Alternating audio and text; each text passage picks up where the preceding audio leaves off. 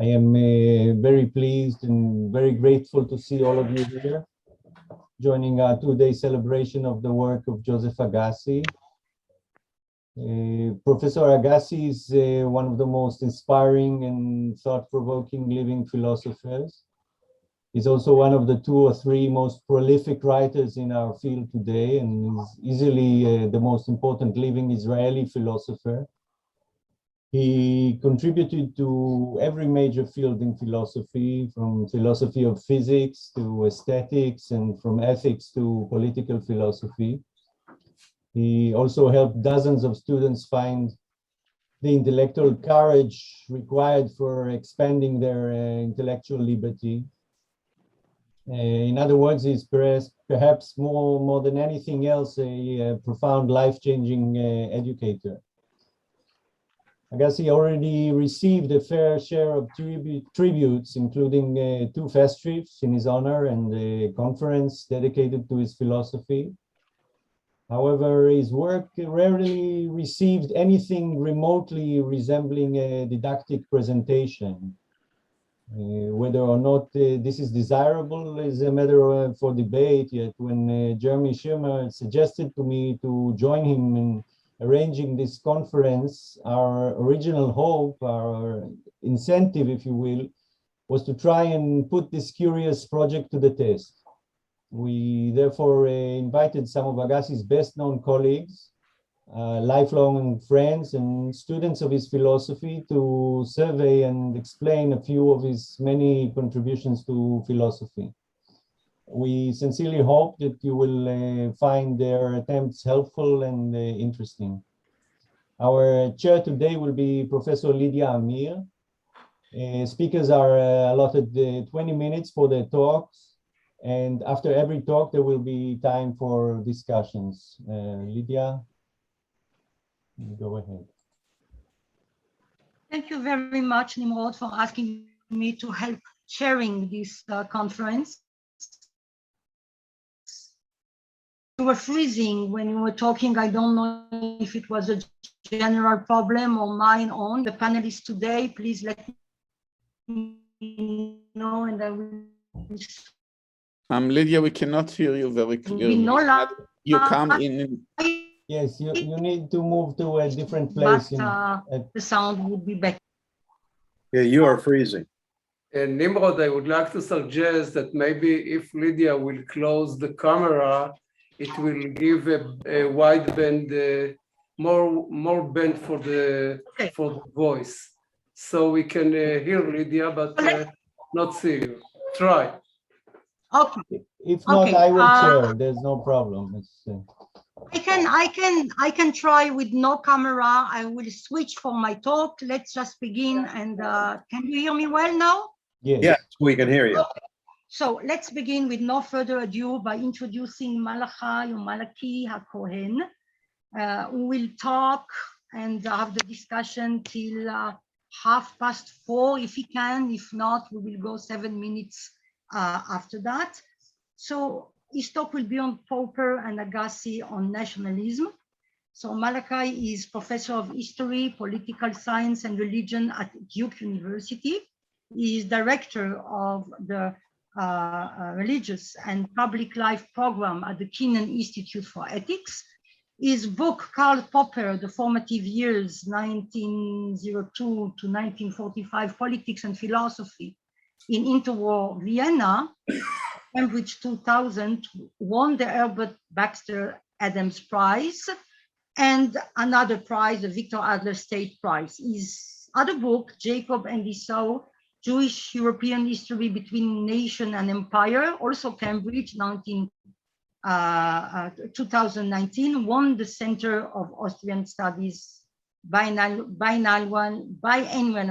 book prize. So with great pleasure, we wait for your talk, Professor Hacohen. Thank you, Lydia, for the nice introduction. And it's a real pleasure to see many familiar places, many familiar faces, many whom I have not seen for quite a number of years. And it's, of course, also a distinguished honor to be able to present on this occasion in another conference dedicated to my friend Yosef Agassi. Can you hear me clearly? Yes. Yes. Yes. Good. And I suspect you will have many of you will have less problems with my accent than many of my students do. So let us proceed. Joseph's extraordinary range of interest and knowledge is well known, and I've mentioned it a number of times. One time that I mentioned it was in the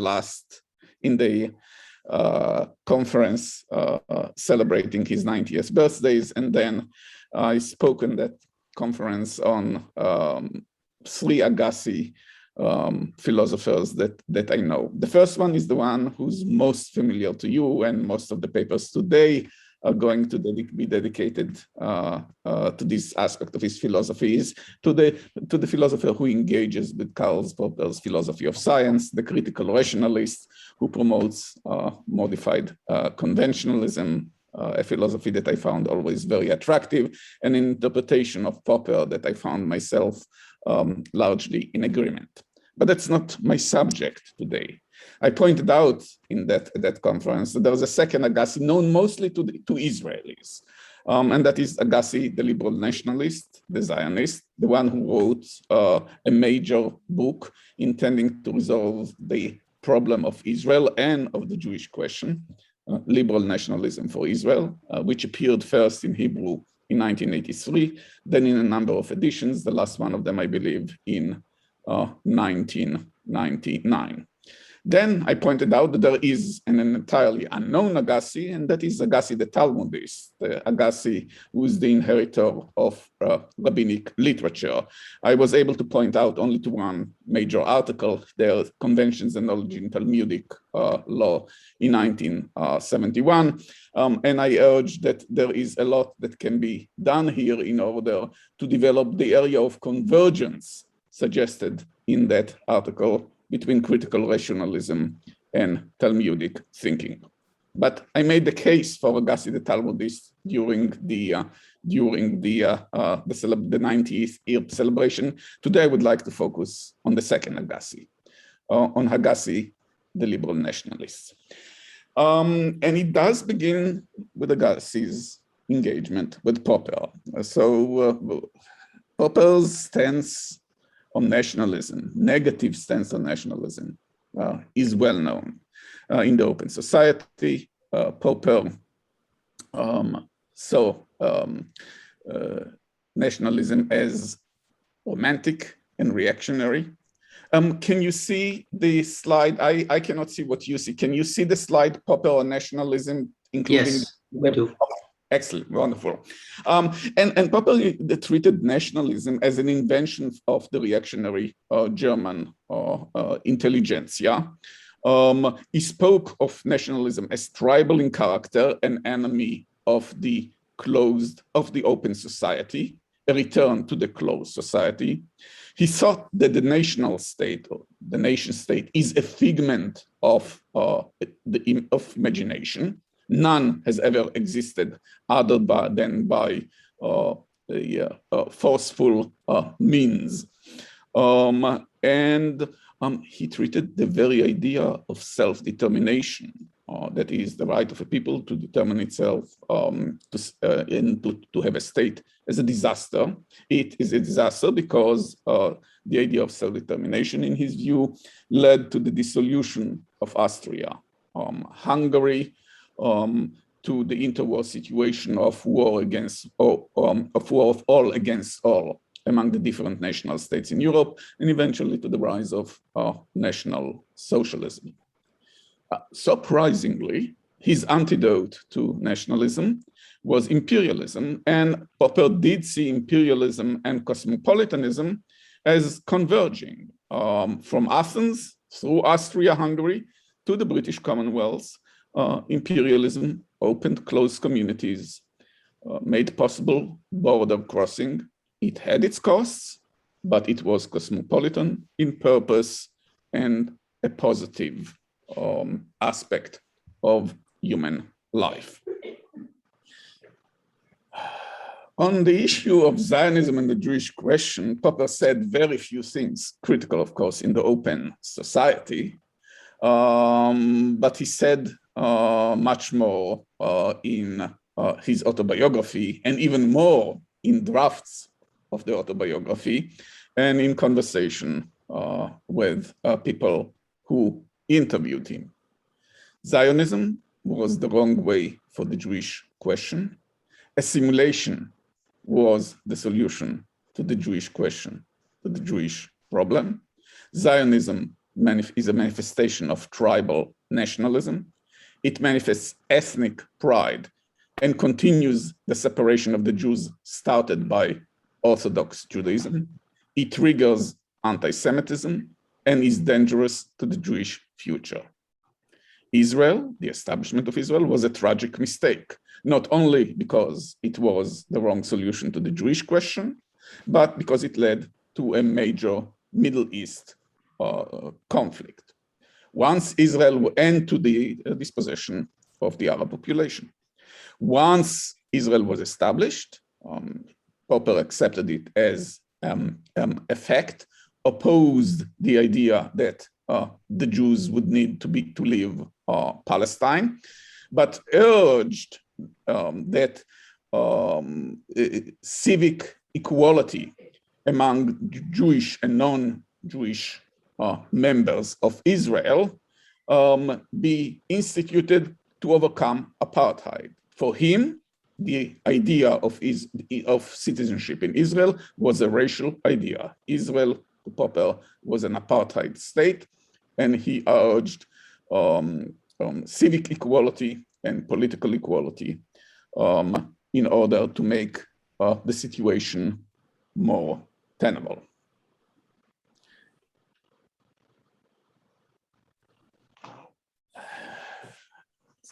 So, Agassi criticized Popper.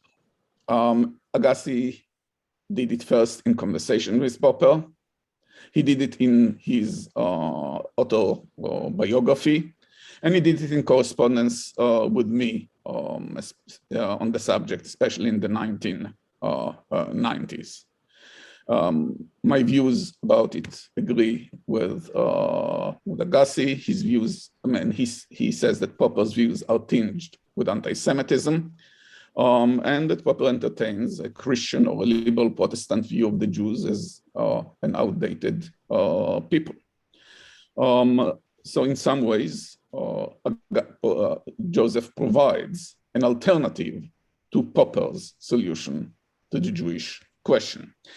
But his engagement with liberal nationalism actually was not a result only, or perhaps even mainly, of his criticism of Popper, but it came rather late as a result of conversation that he describes with Peter Berkson, who was, Peter Berkson was a neglected revisionist thinker who envisioned an Israeli nationality that would be different in character than that of Jewish one. And Agassi made a number of innovative moves in order to a number of innovative moves in critique of Popper here. The first one is the splitting of nationalism between liberal and reactionary. To Popper, there is no such thing as liberal nationalism. To Agassi, Western forms of liberal nationalism and of the nation state could serve as a model for Israel and are not necessarily reactionary. And likewise, he splits Zionism between the romantic and ethnically focused conception and between those that seeks a political solution to the Jewish problem, to the problem of the Jews not being welcomed in many many societies and needing a place where they can also govern themselves. And so what is Agassi's solution to the Jewish question? It diverges from the notion of democratic and Jewish that prevails presently in Israel. It suggests that there is an Israeli nation and ought to be one that is separated from the particular religious or ethnic identities of the people who live in Israel. Applying the Western models, he points out that democratic and Jewish is a chimera. It cannot be, if the dilemmas are well known. If it is Jewish, it cannot be democratic in a country that includes significant number of non-Jews. There's irresolvable conflict between the two. But Agassi resolves it. He uses two formulas. The first one is the separation of church and state, but I like even better that appears in the liberal nationalism, but I like even better the later formulation, which is the separation between religion and nationality, right? There is an Israeli nationality. It is separate from any type of religious or ethnic identity of the Israeli or Israeli citizens.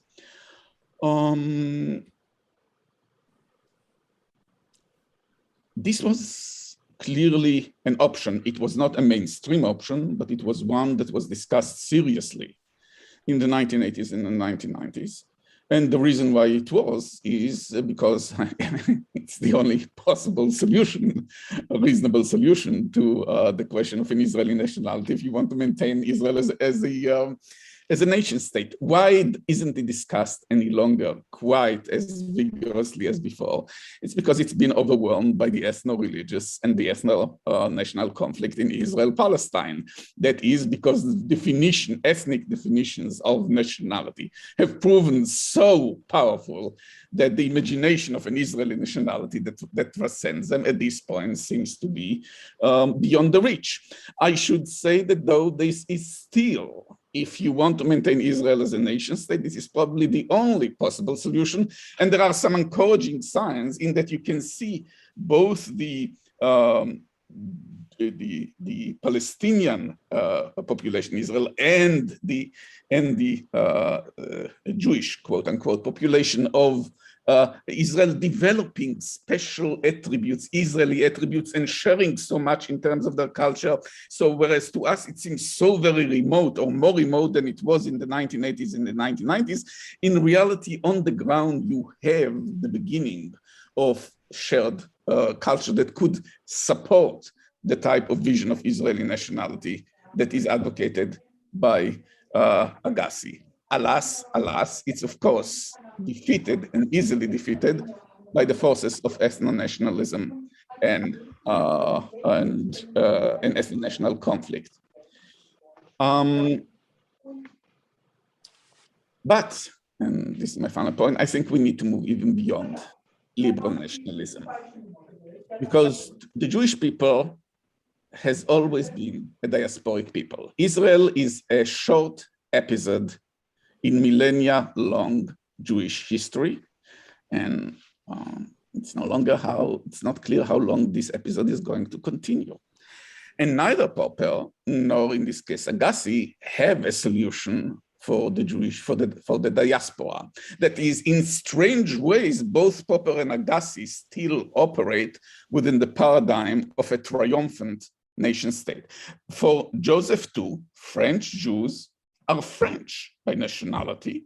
American Jews are American by nationalities. And their Jewishness, though, needs some type of category that enables them to foreground them. Their Jewishness cannot remain merely a matter of religion, right? Because if there is a thing like Jewish peoplehood, it cannot be defined simply by religion. It's not just like Protestant and Catholic. The missing category, I think, in both Popper and in Agassi is the notion of ethnicity. Because ethnicity is seen as a threat. It's always about tribalism. It's not seen as actually an opportunity, right?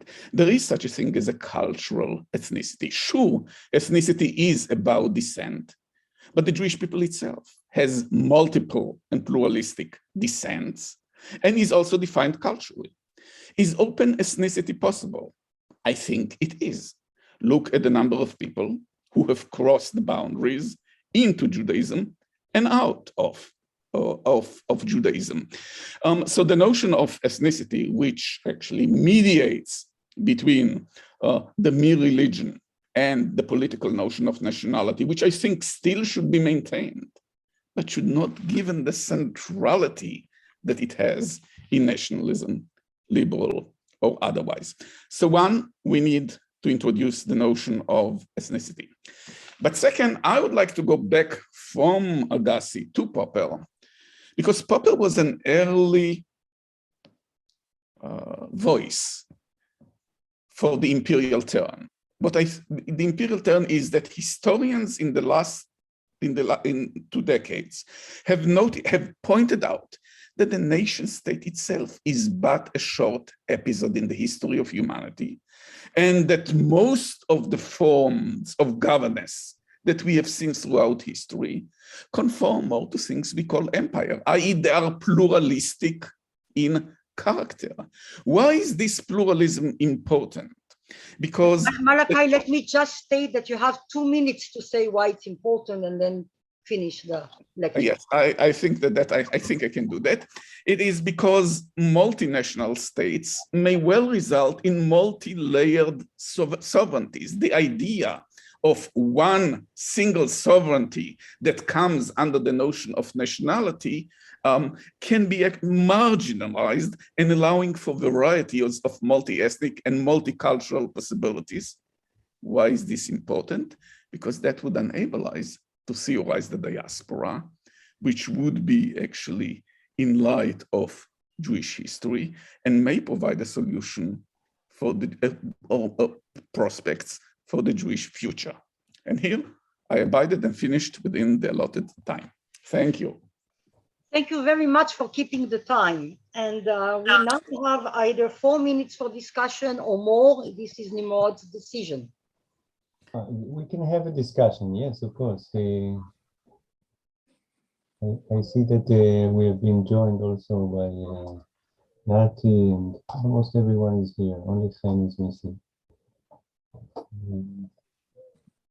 So my only question about your talk was what you call ethnicity seems to be a shared religious tradition, not ethnicity.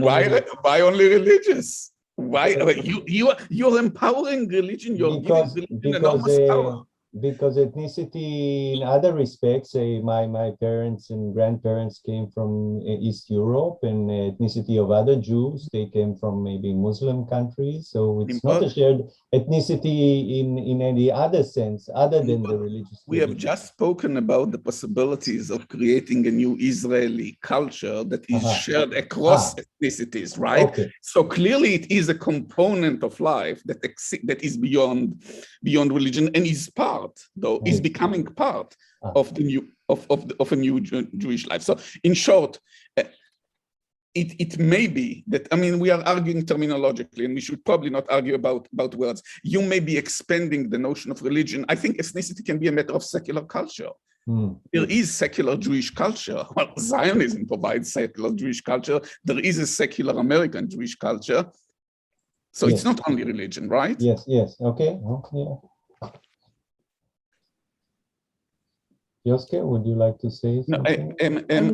Nimrod, both, I would love, of course, Yosef, but both Michael and Raphael were trying to, they raised their hands. That's the way right.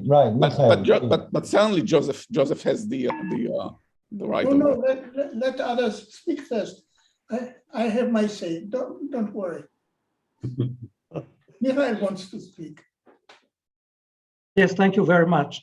I think we should take in consideration one more dimension. I think you should take it, Malachi. That's, I don't know how to call it, but a sort of world nation. We are going towards a very broad opening. We're in the middle of a revolution, and we are going towards an opening. I can find much more understanding with somebody who sits on the other side of the world than somebody who sits near to me. And we don't know where this is going to bring us, but it can open very interesting aspects for the Jewish questions.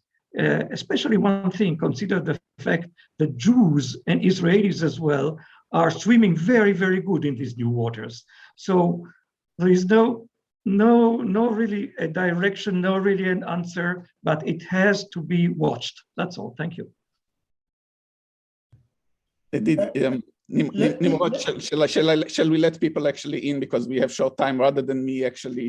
These are all very interesting and very helpful comments. I mean, but and I can open further discussion, but probably we should let people have the first. Let's give Rafi a chance to speak. Yeah. Rafi.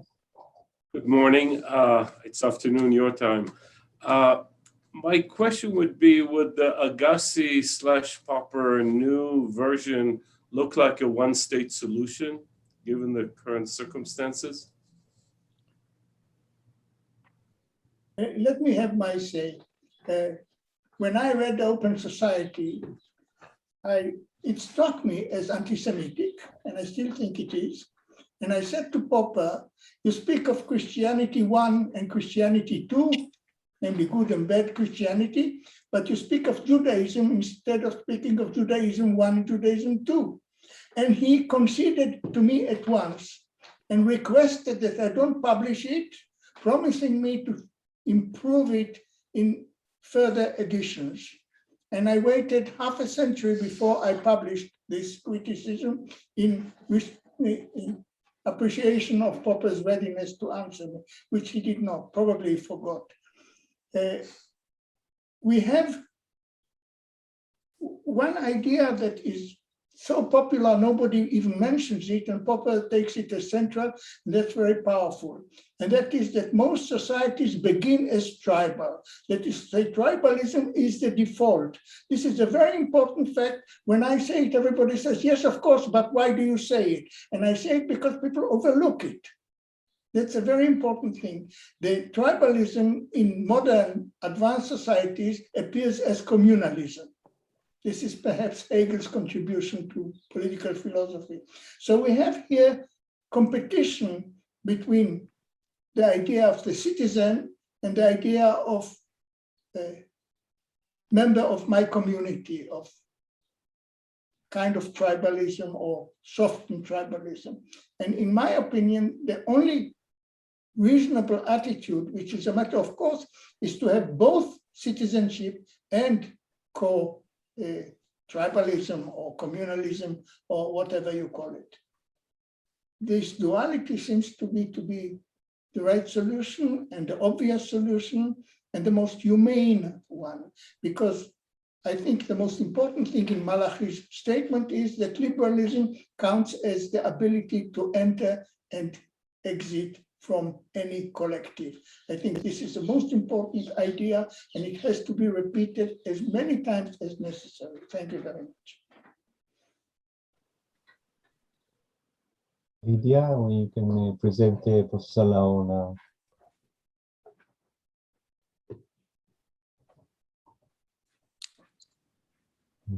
Jeremy, I think, wants to come in. Lydia, we don't hear you. Oh. Nimrod, you have more questions you want people to ask, or can we move to the next lecturer? Jeremy has a question. Jeremy, all right. Okay, I have a straightforwardly factual question and a very brief comment. The factual question is, was it the case in Israel that Yoska's book was also compared to the Yale Temir liberal nationalism book? The second point is this: if there were the opportunity of cultural conversion, I would immediately put my hand up to convert to cultural Judaism. But, and here is my question, it would be very much to the tradition coming out of Ashkenazi Judaism, which prima facie would look a little different from what the overall complexion of Judaism looks like to an outsider in Israel, and also to certain other strands within Judaism. And so a problem is, what would it amount to? And also, how do you just avoid assimilation? I mean, there is really surely the risk. I mean, if one looks historically, the combination of internal barriers and external hostility kept a Jewish identity as being quite strong. The rates of assimilation now, and particularly intermarriage, are pretty high. Under your favored view, Malachi, is there not a risk that it would just disappear rather quickly? Malachi, we have 2 minutes for closing the discussion.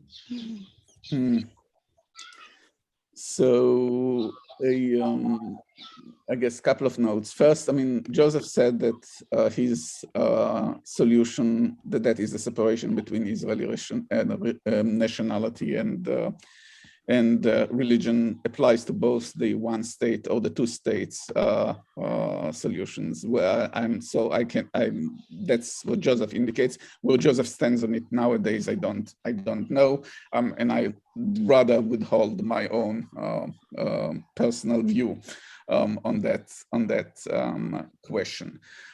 Then the issues were raised in regard to what Michael was suggesting, and that seems to me to be absolutely right, and that is that there are newly opening prospects for diaspora in the cosmopolitan, in the new globalized universe. That's right. But this new globalized universe also includes an enormous number of risks, right, and of challenges to that type of that. We have seen the closed society re-emerging in major political movements and almost triumphing, right, in both Europe and the United States. So I'm not sure whether I did not think I would live to see it, right? And so I don't know. I mean, there are positive but also negative prospects that emerge with the new cosmopolitanism. And as to the question of Jeremy, to the question about ethnicity and the diversity, ethnicity itself, of course, has its diverse versions even amongst the Jewish traditions, and that's again marked for its plurality and in many ways for its openness. And I would welcome you, I mean, to convert to Sephardi or to Ashkenazi version. But as to the notion that the Jewish people is disappearing, I mean, because of that, because it's only, you see, it's growing because Jeremy may come over. And there are lots of Jeremy, you follow me, nowadays. The numbers in the United States, again, halachically defined Jews, the number may actually be going down. In terms of the spread of Jewish culture and Jewish identifications, the numbers are growing. Most of those intermarriages you speak about results in people overcoming to Judaism. For people who welcome openness, or as Joseph said, openness is the most important, the possibility of crossing, what could be better? Okay, Malachi, this is a very good point to stop. I apologize for having to stop you now, but I want to keep time because we're a little bit late. So thank you so much for a fantastic opening. First, very interesting lecture on Popper and Agassi nationalism. And now something completely different, as some people say, Nathaniel Laor, Professor Nathaniel Laor, on Agassi treatment of mental illness, a case study in the theories of autonomy and rationality. Nathaniel Laor, MD, PhD, Professor Emeritus, Sackler Faculty of Medicine, Tel Aviv University, and Clinical Professor at the Child Study Center at Yale University. He is also founder and chairperson of the Cohen-Harris Resilience Center and Clinical and Academic Chair of the Autism Treatment and Research Center Association of Children at Risk in Israel. So, Nathaniel, you can talk for 20 minutes, then we will have 10 minutes discussion, and then hopefully a short break of 10 minutes. Thank you. Thank you. First, I'd like to start with an apology. My computer is down, so I'm speaking to you through my iPhone. And this is a handicap because I may be interrupted. I hope not. So here it goes. Yoske, L'chaim, I'm very happy to be with you. And I thank Nimrod and Jeremy for organizing this meeting. It's a real source of pleasure to meet every few years and share our ideas. This time I took upon myself to talk about quite a large topic, and I focused down and tried to do something that is exceptional for me, trying to understand something I had thought I have it fully, I had grasped it fully, and to my best satisfaction, I realized I haven't. So here it goes. And I wrote it down, so I'm gonna read it to you out loud. We hope to make a mark, however slight, on the real world. This is Joseph Agassi, 82. So too wishes the mentally ill. We philosophers, however, hardly notice them and or make a serious effort to understand as much their research and plight. Those who at any point in their lives experience mental torment akin to mental illness may often succumb to current views of the latter as disorder that by DSM definitions is reflected in malfunction and retreat from the attempt to formulate their perceived impairment as reflecting their hope to make a mark on the real world as part of their life striving. Not so Joseph Agassi, my teacher and by now my senior colleague. For this rare and inspiring quality of his, I admire him. Anyone who is acquainted with Agassi's writings, including his studies on mental illness, cannot avoid the sincere and open admission he makes about his own personal experience as a disturbed young adolescent and his early attempts to cure himself out of it through philosophy cum self-observation. To my mind, is In Search of Rationality is the most sensitive and touching exposition of Popperian philosophy as psychological medicine for one of the ills most prevalent among students of philosophy, one that according to Agassi's report served him as mental cure. Ever since I met him in 1974, I've witnessed him applying it in his life endeavor, philosophical studies, education of students, as well as medical students and psychiatric faculty residents. In his hands, Popper's philosophy has turned into an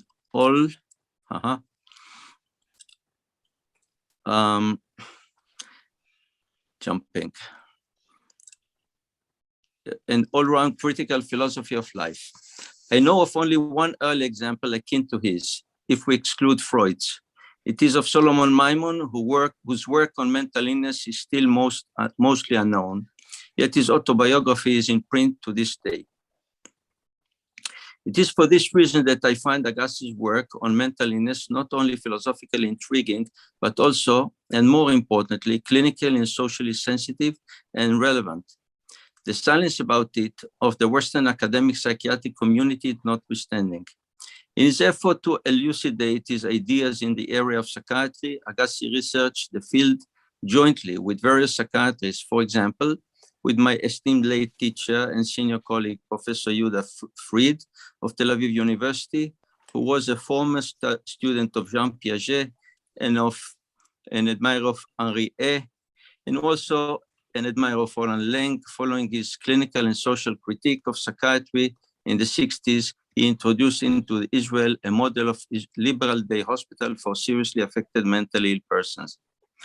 I was supervised by both Agassi and Fried, and later collaborated with Yoski. Agassi's is the broadest formulation of the problem mental illness poses to philosophy in general and to critical rationalism in particular.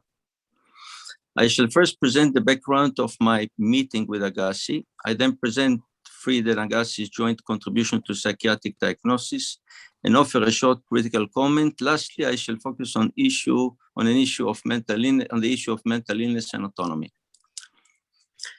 I met Agassi at the time that anti-psychiatry was still sizzling, but nowadays, as you know, the movement has lost its fervor. Its lesson its lesson has been partially learned and implemented. And we know partial understanding and implementation may be good enough as first approximation, but if not improved upon, or the part to be presented as the whole, which whole, by the way, it may in due course turn out as a cover-up for a much needed clinical and or social reform.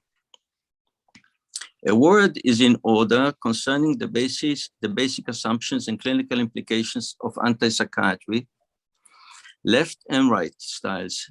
Left first, I shall present only one leading example, the psychiatrist and socialist, probably Marxist, anarchist, reformer, Roland Lang of the 60s, Great Britain. She'll describe briefly his views as they culminated in the politics of experience and the bird of paradise. Lang in the 60s claimed that the mentally ill speak in a deviant idiolect as a result of institutional, familial, or social oppression to which the healing profession contributes by applying socially manipulative and clinically alienating practices. He demanded dismantling all oppressive psychiatric and other institutions and the introduction of humanistic intimate care that ought to be practiced in communes of healers and suffering individuals. This led later on to disasters, particularly since later on he viewed the language of Mendes and normal language as incommensurable. He could find himself in agreement with Quine and Wittgenstein in the Tractatus and demanded of psychiatrists a full immersion in madness prior to any attempt to theorize about severely disintegrated psychotic person. That is to say, literally speaking, go mad, in order to gain intimate knowledge of the world of mental illness. I guess Quine and Wittgenstein could not have dreamed that their ideas might carry such implications. Now to the right. The prominent and most outspoken thinker in this camp is Thomas Szasz, or was Thomas Szasz, whose The Myth of Mental Illness ruled the scene of American anti-psychiatry. He claimed that by all biological standards of the time, by the way, even to our days, the mentally ill are not ill at all. And therefore he viewed their language as a variant of the socially received one that is fully incorporable into normal language. It thus demands that the mentally ill be considered fully responsible to stand trial, and neither should they be subjected to enforced hospitalization, nor treated against their will when they are perceived to be presenting active suicidal, homicidal intentions. Both left and right, so grounded philosophically, the former in Marxist philosophy of praxis and the latter in classical individualistic ethics. Checking the philosophical premises, all sounded logical to me, all too logical. Enter Fried and Agassi. The problem Fried and Agassi tackled at the time, as described in their 76 book, Paranoia, the study of a study in diagnosis, was the one pertaining to the rationality of the paranoiac, or as it appears today in DSM-5, the Diagnostic Statistical Manual, last edition, it is pure delusional disorder. Examples abound. You may have encountered some of these yourselves. In the study, Fried and Agassi proposed to ignore the content of the delusion, and to note, so does the most advanced diagnostic manual, even though tacitly it follows the innovation, Agassi and Fried and Agassi, and to focus on form. So no longer being haunted or haunting others, no longer any derogation, but just the form. Look at the form. This is one of the beneficial outcomes of Fried and Agassi's study. But the journey they describe is much more interesting. They take the start from the surprising observation, so to speak, a la Claude Bernard or Karl Popper, noticing what they name the paradoxes of paranoia.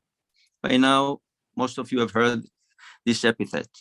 Paranoiacs are logical, they perceive well, endorse fundamental assumptions that are no worse than those of society, and at times present better integrated worldviews, more coherent, no less interesting than others. Furthermore, paranoiacs show a commitment to their ideas and lifestyle, at times much deeper and at more risky cost than the ordinary person.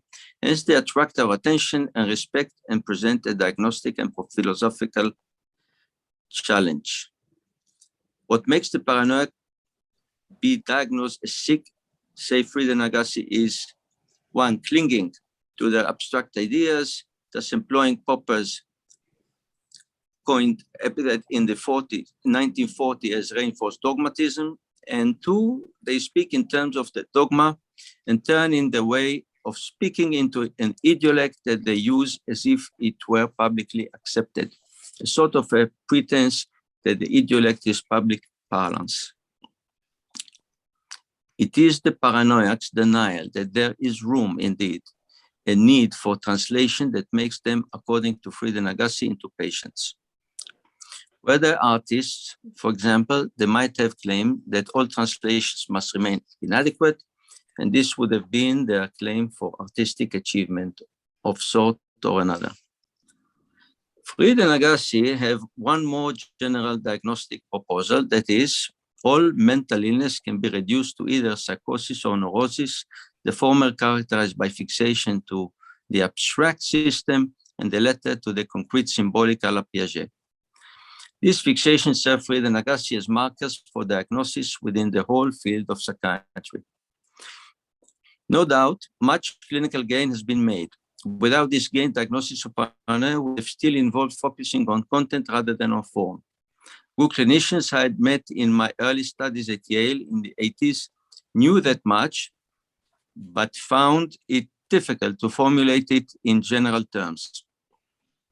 One of them was Ted Litz, who in an earlier publication had offered his idea that the schizophrenic is stuck with an idiosyncratic linguistic hypothesis. He viewed, and it is personal communication that I report to you, Fried and Agassi's contribution, that I showed him as a clinical and philosophical important elaboration on his. Their contribution goes beyond it, as it internalizes Lacan's description of the challenges of pure paranoia and succinctly presents the paradoxes of paranoia within a Popperian framework that serves the authors to define the problem situation. A question may arise at this juncture: how realistic is the reduction of the field of psychiatric diagnosis to neurosis, psychosis dichotomy? The authors claim that these are mere axes for the field. This will not do, since there are other disorders that are hard to reduce to the proposed field, like autism, dissociative disorder, PTSD, and more. Furthermore, psychotic language is traditionally characterized as concrete, and the neurotic language could be abstract. For example, obsessions. Fixation to the proposal as an abstract system would threaten our rationality and sanity, according to the authors. However, they had anticipated it much, and the thesis is offered as a methodological proposal for examination and testing. A corollary may be interesting. If obsessions could be viewed formally as paranoia, could pure delusional disorder be helped by anti-obsessive drugs? This hypothesis I raised about 15 years ago. In parallel, a friend of mine to whom I showed Fried and Agassi's book raised the same hypothesis about the same month.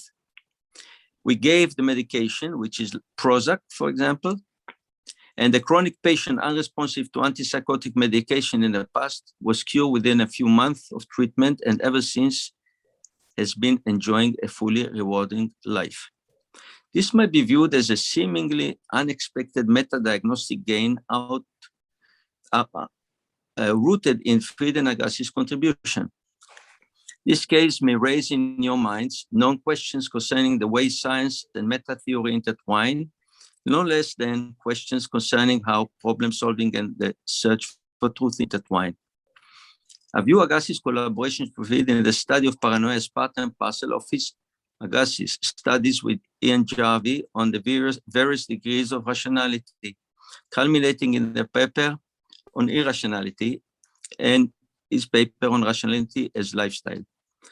How humanizing is this project in the field of philosophy and clinical psychiatry? I salute you, Joske, a long way from Kant's exclusion of the mentally ill from the common pale of humanity, akin to Maimon's insistence that the mentally ill be immediately understood and relocated in our common pale. Excuse me, how many minutes do I still have? You still have 5 minutes. Okay, so I'll tell a story. Benjamin Rush, the co-signer of the American Constitution, met a patient who thought that his ass, his bottom, is made of glass. His suggestion was to kick him in the ass and get him out of it. Solomon Maimon, in his dictionary, where he treats delusions, he said, I met a person like that. My suggestion is to consider that he means to say to you, the listener, that he feels to be a fragile human being. This is Solomon Maimon, 1799 or 1800. This takes us to the issue of autonomy.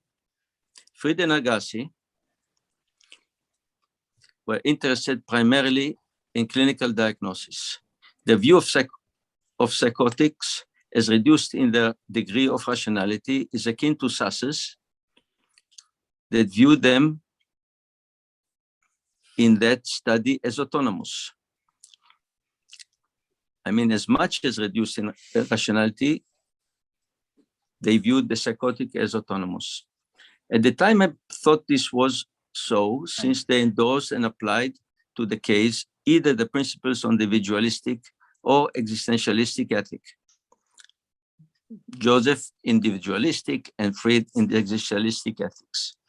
In a debate with Thomas Sass, the classical individualist, referring to the suicidal psychotic patient, I asked him, whose rights would you recommend we respect, the murderers or the victims? Wouldn't it be just a fair price to pay if both victim and murderer be given a second chance for a critical dialogue? In fact, these questions within the context of both psychiatry and philosophy have been nagging me as a physician. Why won't an individualist, a classical individualist, allow for a split self? Fixation to an abstract system of ethic was lurking behind, as I said, and was just about to threaten both clinical and philosophical enterprise. The authors responded favorably to my critique in their second published study, Psychiatry and Medicine. The problem yet remained with me. I was looking for some philosophical explanation for original view of autonomy of the mentally ill. I shall approach this question stepwise and first tackle another one. How did Agassi philosophically formulate his problem of rationality? What was his proposed solution? In search of rationality, Agassi, it was 1983, Agassi reports that in his youth he had lost his balance, and even more so while attempting to reply to the solipsist. In Rationality of Irrationality, one may find a sensitive description of a philosophically painful moment. The authors describe the tension one may suffer vacillating between Scylla of despair, redefined as random action of choosing a framework, and Takaribidis of reason, redefined as the catatonia of sticking with one. Imagine one minute. Sorry, wow. Okay, 1 minute. I have to choose. Sticking to the framework will not hold here. So Agassi's response was Descartes' response redefined. Rather than say, I think, therefore I am, I think, therefore I err, there is a world, therefore I may be having facts and also a friend who criticizes me. Why couldn't they take the idea of autonomy seriously at the time, or lack of autonomy in that time? I wouldn't know to this day, unless you look at that paper and you see how the authors, Agassi and Jarvie, stick to the autonomy of a mentally drowning patient and respect his decision-making self. So in a way, it was a reflection of a deep respect to the autonomous inquiry of a person as well as his critical functions, though it was an assumption that goes beyond clinical experience to say that such a person at that situation may carry an autonomous decision-making process. I shall conclude by saying that my limitation in this presentation is that Agassi's contribution to the field of psychiatry is much further than I could have covered. The field of forensic psychiatry, the scientific status of psychoanalysis, DSM, and the like, including psychotherapy as technology and its role as a laboratory for psychological theories. For all this and more, I am immensely grateful, Yoske. Thank you so much, Nati. Thank you. We have 9 minutes for discussion. More. Yosuke, would you like to react, or later on?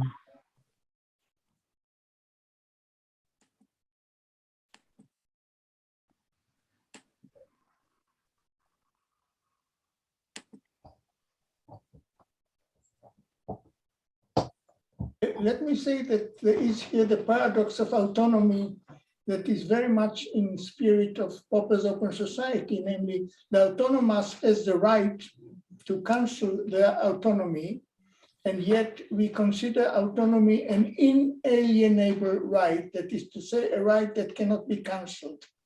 This, I think, is a problem that is still present in contemporary existentialist philosophy and has not come any near to a solution. I think it deserves more attention.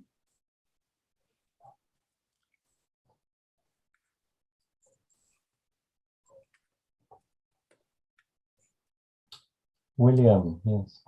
Bill Berkson wants to speak. I was wondering whether either Natila or Yaska acknowledges degrees of autonomy, and which I think would complicate the question. I expected to answer. I would say no, there is no degrees of autonomy, because it's the right for humanity that we have at issue. That is, either we recognize you as human or not. Nobody ever suggested that the recognition, say, of the blacks in America as humans should undergo steps. It was all or nothing. Right. I'm very glad to hear you speak up, Yoske, this way, because I thought you changed your mind. Without the degrees in autonomy, we cannot impose any treatment or any measures on a dying patient, suicidal. And competence is in degree, and it's a matter of fact. You describe in this paper, the rationality of irrationality, a drowning patient, and you say he decided to give up his autonomy. And you describe yourself as not giving up your autonomy and fighting to the end. There are people who just slide through it, and they just slide in the degrees of autonomy. Yes, you're quite right. But there is so we have a difference of opinion here between the prescriptive and descriptive. No, there is here the difference between, as you said, quid facit et quid juris. These are Yes. very different. Yes, you're quite right there. So there is no disagreement there. There is a question here from the crowd expanding this issue, questioning about the autonomy during a lifespan, so autonomy of children and so on. So would you react the same way?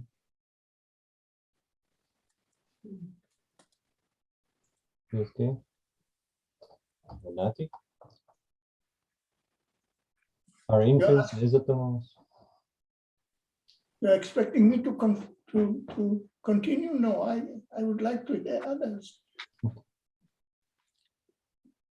I think Rafi has something to say on these matters. Jeremy has his hand on. I'm not Right, sure. let Jeremy speak first. I'm happy to ask a question after him. Okay. My concern was just to raise a question. I just wondered, because I'm simply ignorant about this, how Yoska's approach relates to manic depressive illness. I mean, clearly there is an imperviousness to criticism that's typically involved, but I just wonder, I mean, whether that in a perverse way could be seen as a manifestation of autonomy and a failing in what I tend to see as the key element in the proper constitution of ourselves, of an openness to a certain kind of intersubjectivity.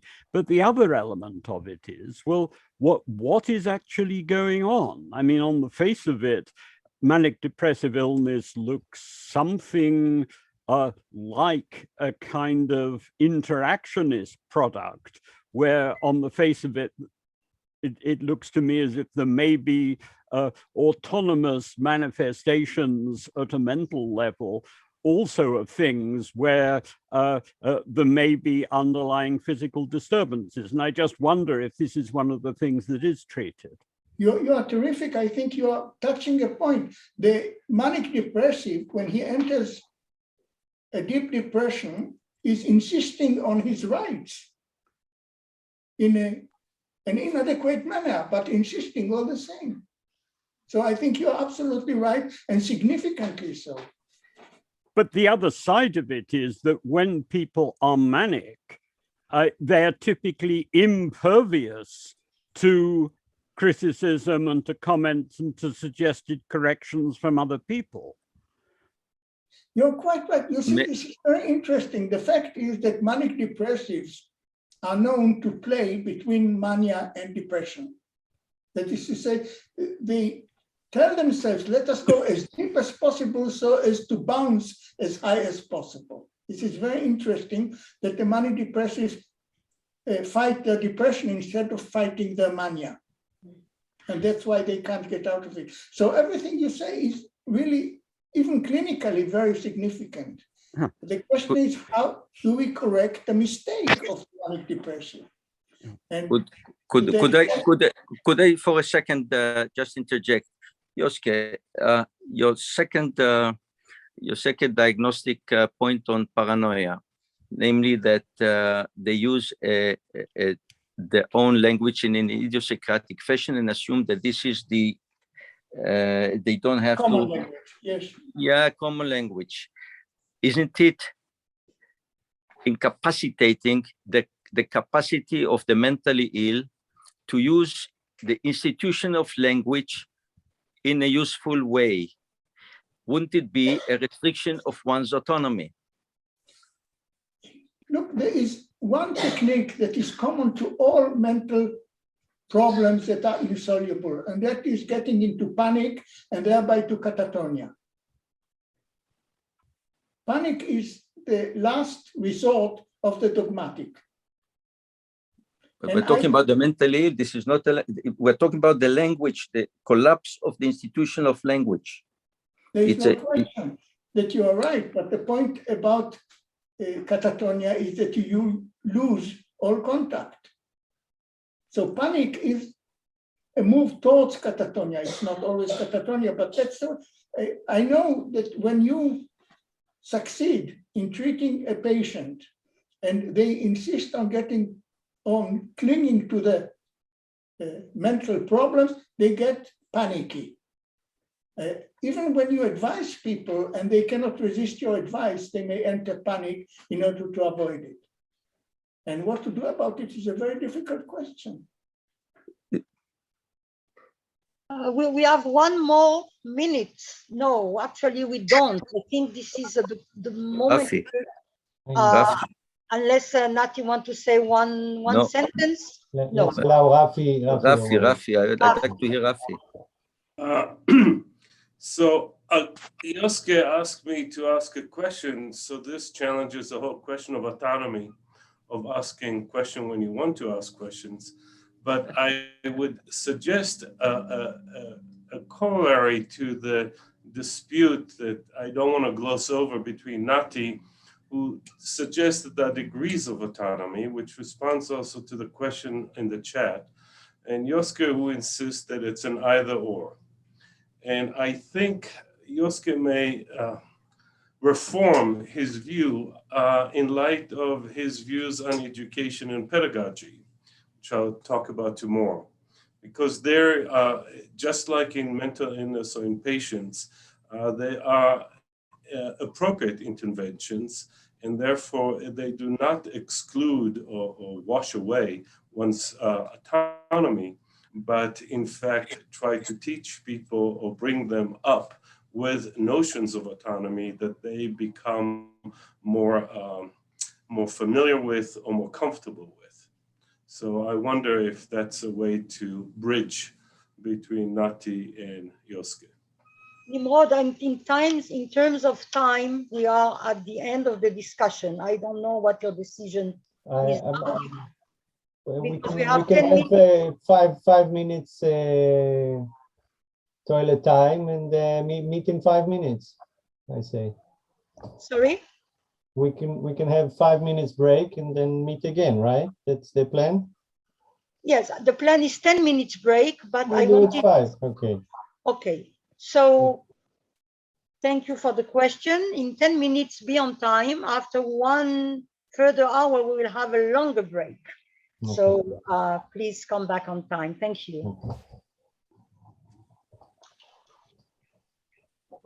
Yoske or Nati, you can answer even though it's a break. Yeah, I can answer. I'd like to answer. I think the question that I asked is serious concerning the breakdown of the institution of language. And we see that in psychosis. And I think this pertains also to Jeremy's question. As long as the institution of language is destroyed, one has a problem functioning within, as autonomous within the framework in institutional individualism, Yoske. That's my perception of institutional individualism. One cannot operate the norms, understand the standards, and function in a communicative fashion with oneself or with the other. One's competence is seriously hindered. So we don't need to get to the seriously. It moves slowly and in gradations till it gets to a red line that we ought to intervene. Then descriptively and prescriptively, we ought to do that, and we ought to look at the compromised autonomy as is, and not as we'd like to see that theoretically or in principle. What you say prima facie or in principle, in practice. Well, there's no question that you are touching upon a very broad subject. Wittgenstein was interested only in communication, and he claimed that metaphysics is the field where communication is both impossible and unnecessary. And at times he indicated that even if it's necessary, it is still impossible, so that to get stuck. He said, we see the highway, but we cannot approach it. That's a quotation from Wittgenstein. And he said to ask a philosophical question is sick, where philosophical questions are really questions of life and death. So these are the most basic questions, the most important questions that even non-philosophers recognize as central, even while avoiding or evading them. This is where, as the anti-philosophers would say, that's what separates the boys from the men. And I am with the boys, of course, not with the men.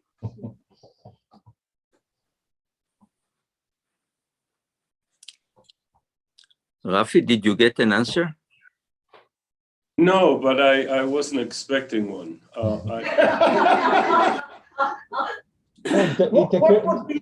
Rafi, what would be an answer to your question that would satisfy you? I would have liked to come at least autonomously 2 or 3 steps closer to Nati's notion of the possibility of compromised autonomy in particular circumstances under particular conditions of patients who need the help and who are asking for help and who might be themselves willing to compromise their autonomy in order to become more autonomous later on.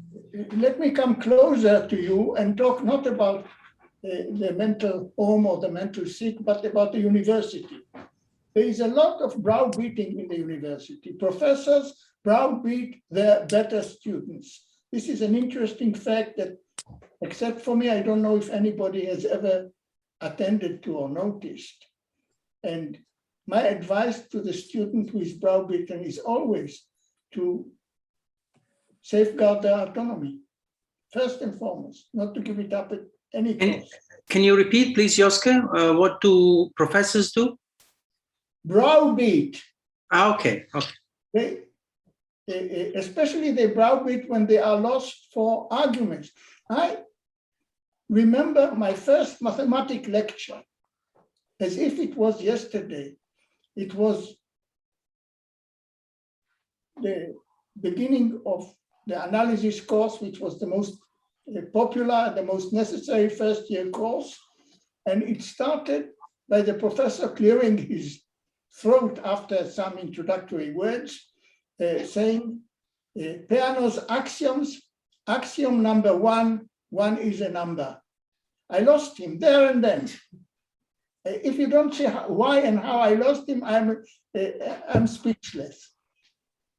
But really, this was such a shock that I remember it like it happened yesterday. Now, why did the professor speak like that? Because he didn't know how to talk better.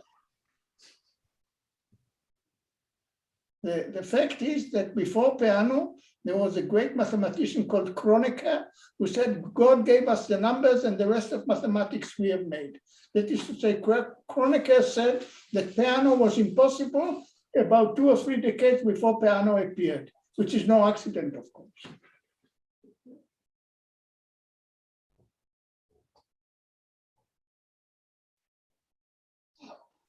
It occurred to me that you spoke, Joske, of autonomy as a right, and Nati as an ability or a techne, and in this sense. You're lovely. That's quite true. Yes.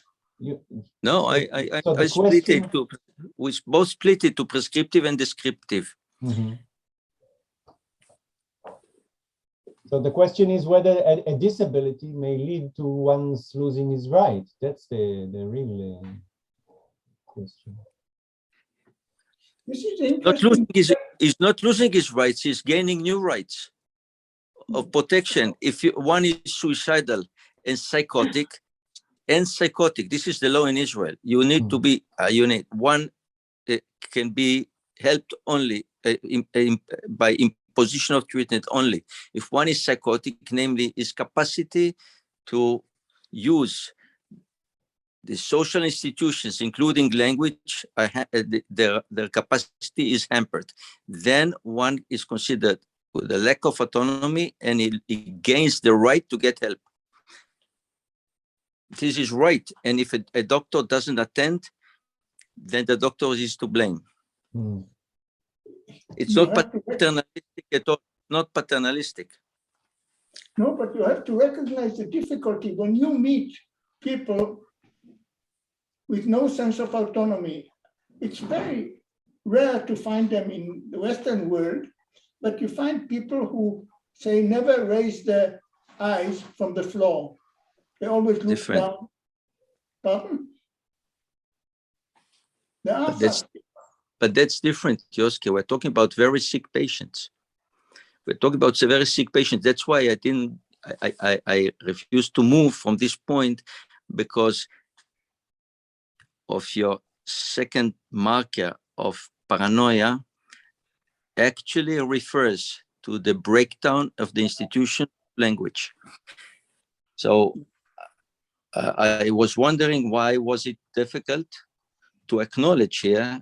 Well, is it still? I can feel the difficulty to acknowledge that the autonomy is broken and a new right is gained, the right for protection, till the person gains back autonomy. So it's not indefinitely.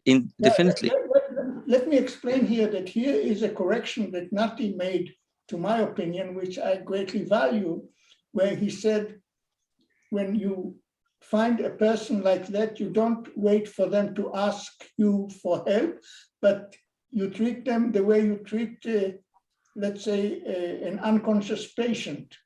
You treat an unconscious patient on the assumption that were they conscious, they would ask for help. Because of course we assume that people who do not wish to receive help have the right to reject help. So here there is the difference in attitude about the default option. The default option is that people who need help want it, even if they are prevented from asking for it. Nati, correct me if I'm mistaken. That I learned from you. No, I think you're right, and that Sass's contribution and yours in paranoia, despite the fact that I think it was a mistake to state that the paranoid patient is autonomous. I think the declaration of autonomy for paranoid patients is important, because you need to actually, the burden of the proof is on the doctor. The doctor must diagnose a lack of autonomy. The lack of autonomy, among others, you stated, is, for me, reflected in the destruction of the institution of language. Then the person comes out of the regular framework of institutional autonomy, institutional individualism, because one cannot use any standards and criteria and critical dialogue in order to communicate one's needs at all. Now, I think it is important to notice in this context that deep depression is an expression of insistence on the demand for some needs, because the only way to get them out is to give them what they want. I'm sorry to interrupt this conversation. We need to continue if you want to be on time. Is it all right, Nimrod, if we continue? Yes, please do. Yes. All right. So in this second session, we are going to have two lecturers. The first will be the co-editor of the forthcoming book and the co-organizer of this symposium, Jeremy Shearmur. He will talk about Agassi's sensationalism. Jeremy was educated at the London School of Economics. He taught philosophy at Edinburgh, political theory at Manchester. He was a research associate professor at George Mason, and then taught and subsequently philosophy at the ANU. He's now an emeritus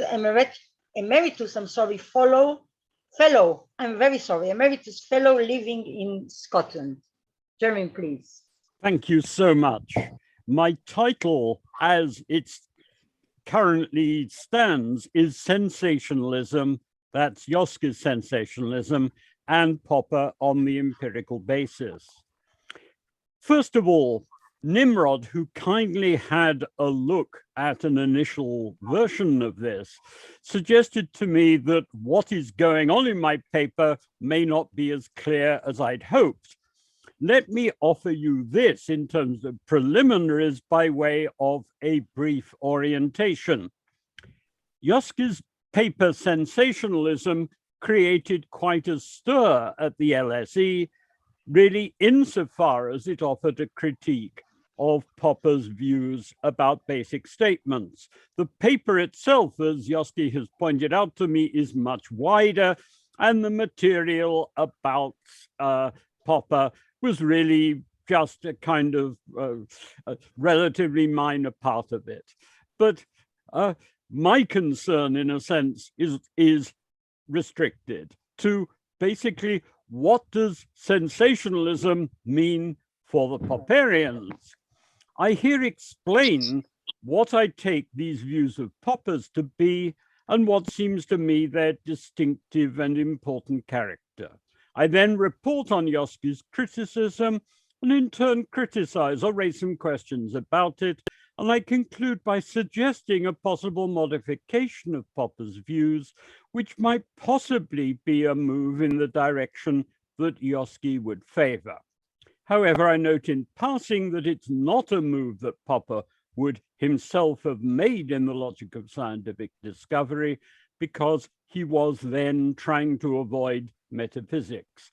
I can't tell if it's what Yoski would favor, because I think not untypically what he himself actually favored isn't spelled out in any detail in that paper. So, when I was a student at the LSE, this is in the late 1960s, I recall references being made to Agassi's sensationalism in the context of discussion of Popper's ideas about the empirical basis. I believe I'm right in saying that Lakatos referred to what Yoski had called Boyle's rule, something that I'll explain a little later in his lectures. But at the time, I just knew too little to be able to draw anything significant from such discussion as took place in my presence. More lately, I've become more and more impressed with and interested in what I take Popper's discussion of the empirical basis to amount to. It seems to me to offer an intersubjective and realist approach to the problem of how and on the basis of what our theories should be assessed. The intersubjectivity is developed by Popper with reference to certain themes in Kant's work, which Habermas later took up. While its realism, emphasizing tentative claims about what's going on in the world when we undertake tests, rather than our subjective experiences, seems to me to mark a decisive break with the empiricist tradition. I've found it strange that recent critics of Popper on this topic, such as John Watkins and Elie Zaha, have tried really to push Popper back towards subjectivist empiricism, while the treatment of the empirical basis in the Cambridge Companion to Popper also takes a similar path. In my view, any such tendency is to be restricted. Not only does it seem to me that Popper's view is the most attractive one on offer in respect of the empirical basis, that's to say, in giving an account of that against which our theories are to be appraised, but that if one takes seriously such parallels as Popper sometimes draws between his epistemology and ethics, for example, in the 1961 appendix to the Open Society, one should obviously take his critique of the significance of subjective certainty in his epistemology as set out in the logic of scientific discovery as applying also to moral philosophy. This would mean that we should extend Popper's ideas about basic statements and intersubjective appraisal to ethical claims too, and in the light of this, reject Popper's own tendency to appeal in ethics to the judgments of the individual's conscience. Clearly, to make such a move in ethics opens up many more issues than I can address here, but I mention this just so that I can indicate why Popper's anti-subjectivist approach to basic statements seems to me to be so interesting. Okay, what is involved? Just so that we have what is involved clearly before us, let me offer a brief summary of what I'd take Popper's view there to be. First, we're concerned with a fallible account of what we take features of reality to be, against which our theoretical claims can be tested. Popper wrote, and I quote, "Experiences can motivate a decision," that's to say about these things, and hence an acceptance or rejection of such a statement. But intersubjective acceptability plays a key role, and reports on basic statements need to be given together with information as to how they're to be tested. Popper refers to basic statements as being, quote, "accepted as the result of a decision or agreement," and then goes on to make what I would take to be a bad move in comparing this to conventions, when surely what's needed here is simply to see if those who are competent to appraise such a judgment raise questions about what are offered as basic statements, and what then happens if the questions that they raise are put to the test. That's to say, what is involved is intersubjective dialogue about what in fact there is out there in the world. When earlier I referred to Popper's idea that, quote, "experiences can motivate a decision" about a basic statement, I think that we need to take the "can" seriously. That is to say, as suggesting that they don't have to. In Britain, radio broadcasting on one radio station concludes late at night with a detailed weather report for those at sea.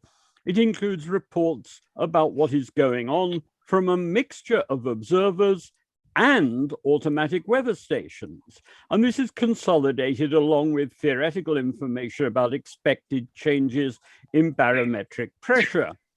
I would suggest that all this offers us a good picture of what we're involved in respect of basic statements. These may be motivated by people's experiences, but after all, we have no ideas as to what their subjective experiences are. And if questions are to be raised about what they're reporting, this will lead us to look at its coherence with other reports, whether made by people or by automatic weather stations or the equivalent. And where also its coherence with our current theoretical knowledge will also play a key role as to whether or not we question the reports. We'll be interested in their cogency, not in what people's subjective experiences were. What we have here looks to me a coherence approach to epistemology, but one which is directed towards our aim of truth about the world by way of intersubjective appraisal. If this is right, it seems to me an utterly different approach to that of sensationalism. For what matters is whether someone was undertaking an experiment or observation, an experiment or reporting on an observation, and whether what they said passed the critical scrutiny of others or their own internalization of what is involved in that kind of appraisal, not what their sensations were. Back to Agassi's sensationalism. It is with this in mind that I, with less hair and many fewer brain cells than when I was a student at the LSE, turned back to Joske's sensationalism.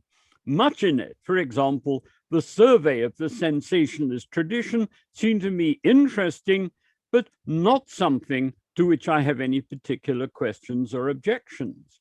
What I found strange was, though, first, his view that Popper was in some sense a sensationalist, and second, his criticism of Popper in respect of what he referred to as Boyle's rule. And third, it wasn't clear to me what he was offering as an alternative to Popper's approach, even though he was rejecting Popper's approach. First, I'm not sure that in respect of my first point, I need to do any more than point to the account that I've already given in this brief presentation. Popper's approach centered upon statements about what is out there in the world and on the significance of intersubjective acceptability seems to me simply to break with the sensationalist tradition. Second, I'm puzzled about Boyle's rule. For from a Popperian standpoint, basic statements are obviously fallible, not least because they are open to ongoing intersubjective appraisal. And we can clearly also be led to question hitherto accepted basic statements as a result of developments in our theoretical ideas. Note here the explication, albeit later than his initial account, of fact-correcting explanation in the aim of science. There is, however, something further that, in my view, needs to be said about these issues. For one might say that Popper's approach takes over uncritically from the empiricist tradition a view of the role to be played by basic statements. That's to say, someone might indeed ask, why, if there's a clash between a theory and a basic statement, should other things being equal, the theory be called into question? That we should do so seems to me perfectly reasonable, but if Agassi's argument was that why people did so was an uncritical residue of the sensationalist tradition, or why at least, or the rationale that they provided of that was an uncritical residue of the sensationalist tradition, which I would agree with him should be repudiated, we need, if this practice is questioned, to offer an alternative rationale for it. But this, it seems to me, calls for a response in terms of a non-justificationist metaphysics, of a kind with which Popper would not have been happy at the time that he wrote Logik der Forschung, just because at that time he didn't have to hand an account of how metaphysical theories could be appraised, and didn't want his approach to science to depend upon them. But what about Agassi's claims that Popper's theory of the empirical basis is superfluous and that it can be dismissed without any loss? Agassi here writes, and I quote, "This led Popper to the tacit assumption, which I propose to reject, that results of repeatable experiments must be tentatively accepted as true. That he does make this assumption, though tacitly, can be seen is in his acceptance of Fries's claim that as the acceptance of observation reports should not be dogmatic, it must be justified. This is a sensationalist relic in his theory. By contrast, Agassi claims, and again I quote, we need speak neither of acceptance nor of justification of acceptance of any observation report. We merely have to demand that account be taken of the fact that some observation reports were made repeatedly, and that this fact be explained by some testable hypotheses. But on the face of it, this seems to leave open, first of all, the character of these reports. That's to say, we're left with the very problem with which we started as to the character of basic statements, to which Popper's distinctive approach seems to me a good one. And second, the problem of whether we should give priority to fallible observation statements, and if so, why? A concluding metaphysical comment. It is this last point concerning which I'd have thought we need to offer some fallible non-justificationist metaphysics. That's to say that the reason why we offer give epistemological weight to fallible observation reports is because we take ourselves to be in the kind of situation that a Popperian realist would give as an account of our situation in the world. Such an account can't justify our procedure, but it can explain why we think that it makes sense. And at the same time, once it's elaborated, it can then render our account and our procedures open to new kinds of criticism. Now it might be said, is this not perhaps what Agassi's sensationalism with regard to this sort of issue was suggesting? I can only say that I don't know, for I fear that I was left unsure what kind of view he was wishing to argue for. If I have in the end simply spelled out what he had in mind, I'd be delighted. But if I hadn't, I'd also be delighted to hear more about what his view amounts to and why it is to be preferred to what I've gestured towards here. Thanks very much. Thank you so much for being so short and concise. And now we have more time for discussion. I think this may be a welcome fact. Yoske, please. Yoske? Yossi. Yes, first of all, I want to say that Jeremy does me justice. He describes my opinions exactly as I would, and he says if we delight him, so he can be delighted. And in particular, he is right in saying that I give no alternatives to the theory I criticize. And this is not unawares, it is intentional not to give an alternative. This is a part of my philosophy. And I think I begin with my first and most central query about Popper, whom I greatly admire, as everybody should know. I think he did not answer the question, what does the word accept mean? And I want to answer this question for Popper. Accept means intend to refute, intend to test. And that, first of all, takes rational belief entirely out of the picture. There is nothing I oppose more than the idea that the function of philosophy is to justify rational belief or to declare what belief is rational or anything related to belief. I wrote one paper saying belief has nothing to do with rationality. I think belief is a very complex matter, and Popper is absolutely right when he says this should be left to psychology to study empirically. So if you get belief out of the matter and you ask what is accept, and the answer is readiness to test, then the question is, why are we ready to test one hypothesis and not another? To this, Popper gave an answer in his chapter on degrees of falsifiability, which comes to answer the question, why do we all try to test the same hypothesis? And the answer is, we test the most highly testable hypothesis, which is the only chapter in the open logic of scientific discovery that I reject. I think everybody tests whatever they find interesting, and every testing is welcome, no matter when and where and why, as long as it's interesting and it gets things going.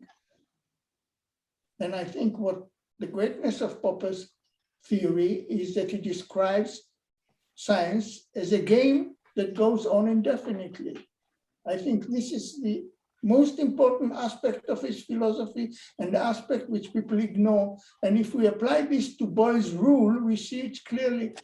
Boyle was as skeptical as anyone else, and Boyle insisted that all observations are fallible, and Boyle's rule is take an observation report as true until you refute it. This is Boyle's rule. Consider an observation report true. And I say it need not be so. I invented a hypothesis that nobody commented on, so let me report it again. I call it hypothesis B, which is that there is no experiment going on anywhere on Earth, that all experimental reports given in scientific literature are lies. Now, evidently, this hypothesis is false. Evidently, it's really bordering on paranoia, by the way.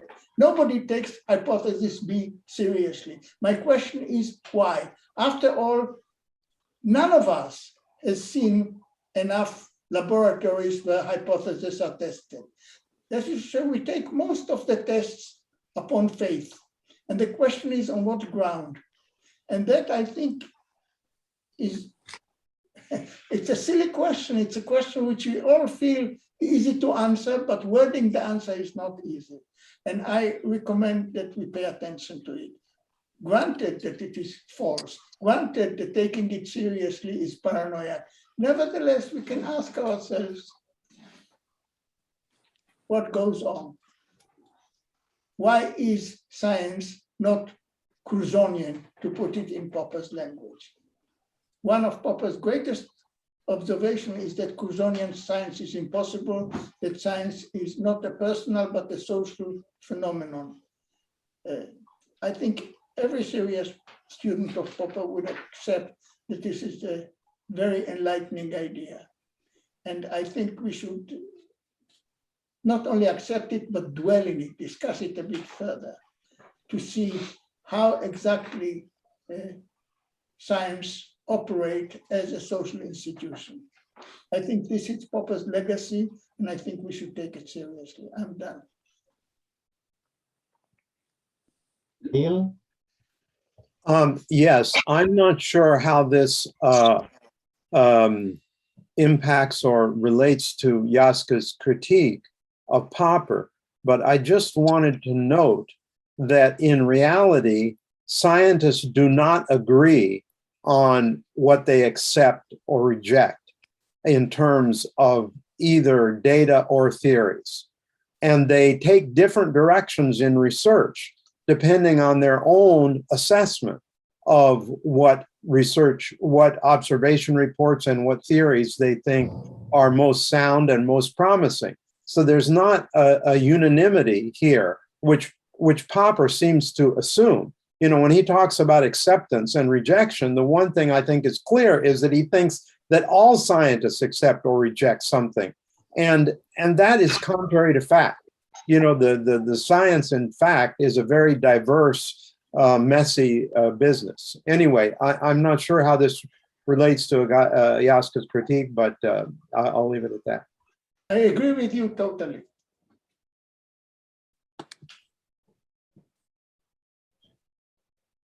All right. We have 1 more minute, but Nimrod, if you want to stop it here, that's all right. Maybe Jeremy would like to add something? No, it's fine. I'm very happy that we turn to the next paper. Thank you so much. Okay, thank you very much. We will have now William or Bill Berkson talk about Agassi on technology. Bill studied with Joseph Agassi at the University of Illinois and completed his PhD in philosophy in 1970 under Karl Popper. He is the author of the books Fields of Force, Learning from Error, and the commentary on Pirkei Avot. He taught college, was a homemaker, and headed the Jewish Institute for Youth and Family. He is retired from academia in Jewish leadership and is now writing articles on philosophy and politics. Bill, please. Hi, can you see my screen all right? It should say Agassi on technology. Is that what you see? Yes. Oh, okay, excellent. So Jaska has an important early paper and a book, and I'm going to discuss those. First of all, I think Agassi made important breakthroughs on the subject of understanding technology and the related applied science and invention and social technology. Basically, I think he was the first one to distinguish separate roles for these, that they were different. You know, for example, I noticed that in the volume in 1970, after the 65 conference, you have both Popper and Kuhn basically dismissive of applied science. So they don't appreciate it all in the way that Jaska does.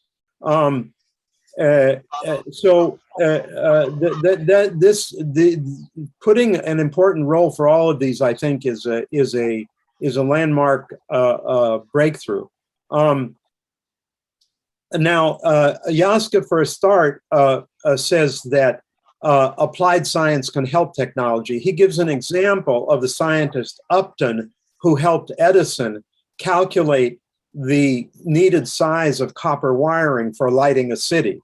This was Edison had the idea, the invention, but he did not have the mathematical analysis and scientific analysis to be able to tell how big the wires needed to be. And Upton used Ohm's law and made the calculation for him. This is an example that Agassi gives a successful applied science that helps technology. In this case, the technology is the physical lighting lines, you know, that help us to get electricity to our houses. And now the test of a technology, Jaska points out, is whether it works for its intended use. You know, such as the wiring. You know, does it actually get electricity to the houses? And this is independent of the scientific theories about it. He also points out that invention fills the gap between applied science and technology. In other words, this is a creative effort that is not automatically there, such as Edison's invention of the light bulb is something that's not simply applied science, but fills the gap in order to become a practical technology. Also, invention is somewhat independent of scientific explanation. For example, we can have technology that's not derived from science. I would give aspirin, which has existed before there was any explanation of it, and I don't know even if there's an explanation of it, how it works now. Finally, social, in contrast to physical technology, involves solving human problems. Social technology is studying how institutions can help or harm society. And finally, Jaska emphasizes that we need innovative social technology in order to control new physical technology. In other words, we've seen a transformation of the world, including international communication, such as what we're doing now on Zoom, through technology, but we need social institutions also that are able to deal with the consequences of that.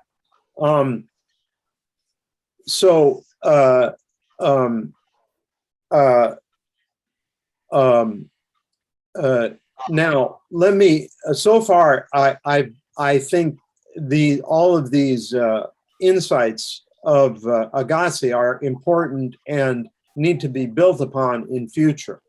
Now I'm going to turn to more critical views of what Agassi has put, which turned out to be more extensive than I had anticipated, but it is what it is. First of all, Agassi distinguished science and technology partly by saying that science does not need corroboration, but technology does, because it's a matter of safety. We need to know that something like an electric light, works and doesn't fry people, by electrocuting them. We need to test for safety, and that's a social requirement. But he does not see corroboration in science as playing any role. In the same volume as that original paper in 1966, J.O. Wisdom, who I believe was then a colleague, or had been a colleague rather, objected, saying that technology is distinguished only by its purpose, which is to say practical benefits. And he insisted that corroboration is also helpful to science. Now, here I agree with Wisdom and not with J.O. Wisdom, I should say, and not with Agassi, because when corroboration happens, it's either the result of a crucial experiment in which one view has been corroborated and the other refuted, or it's a new explanation of unexplained data. In either case, a new corroboration is something that's important and useful information as a guide to further research. So I think the fact that something is corroborated and corroborated now, both the timing and the fact of corroboration is something useful, contra to Agassi. Now let me move on to Agassi's book on technology, called Technology. In it, he argues that we need a new technology to coordinate physical and social technology, which is, I think, a very interesting and valuable proposal. And the main requirement he argues for this new technology, social technology, is that it's democratic. And so far, I think it was exciting and interesting. However, I must say I was disappointed by the book because he said very little about these democratic institutions. And I'll return in my final slide to the question of democratic institutions. Agassi in the book discusses several issues which I want to touch on briefly. One is art and technology, which he discusses at some length, but his comments to me are confusing and contradictory. For example, he says that technology is art, but he also says that technology is science, and one is not the other. So I don't know where he stands on that. He also holds that reproducibility of a piece of art turns it from an art into a science. And he says that Gombrich agrees that such things as records of a symphony are not art, but Agassi doesn't agree with it, I think, but his stance was not clear to me in his discussion. I want to note that Agassi also neglects the whole field of design. In design, what it is a technique that's for a practical purpose, but it includes aesthetic purposes. In other words, it should be pleasing, aesthetically pleasing to humans, as well as serving a function. I guess I am prejudiced as the value of design. I mean, everything our world of interaction, including the Zoom we're on right now, was designed by somebody. It's all, you know, we live in a designed world, which is why I'm, you know, particularly value it. Also, I'm a designer. I've designed the typeface that you're looking at now, called Williams-Caslon, published by Type Network. Finally, Agassi discusses discussion. And interestingly, he critiques verbal duels as a mistake. He says you shouldn't try to defend your views when you're attacked. And this relates to the contemporary adage on the internet, don't feed the troll, you know, which is because when you feed a troll, which is somebody who's always jumps on and criticizes everybody, it just results in an endless, fruitless discussion. However, Agassi does say that we should respond to an intellectual challenges rather than moral challenges, to a quote, and do a verbal chess game. So he praises some kind of dialogue, but not others. However, he doesn't detail what the difference is and how to turn this into how to turn a duel into a chess game, the bad duel into a good chess game. And however, I can report from personal experience, being Agassi's student, is that he does have a technique for this, namely to ask, what is the problem? You know, which Agassi must have asked 100 times if he'd asked it once of students. And asking that question, what is the problem, and identifying the problem is a way to focus, to take off the personal focus and focus on the intellectual problem. So Agassi does have a solution, but he doesn't give it in the book. So just to summarize Agassi on technology here, I do think that he has made breakthrough contributions that are very important in distinguishing the roles for science, applied science, technology, invention, and social technology. However, I find his denial of a role of corroboration in science questionable. And I do think there are other ways to distinguish science technology, namely by whether their purpose is understanding or practical benefit. Finally, Agassi highlights the importance of social technology, which I think is an important insight, but I did not find him very clear on how to improve it.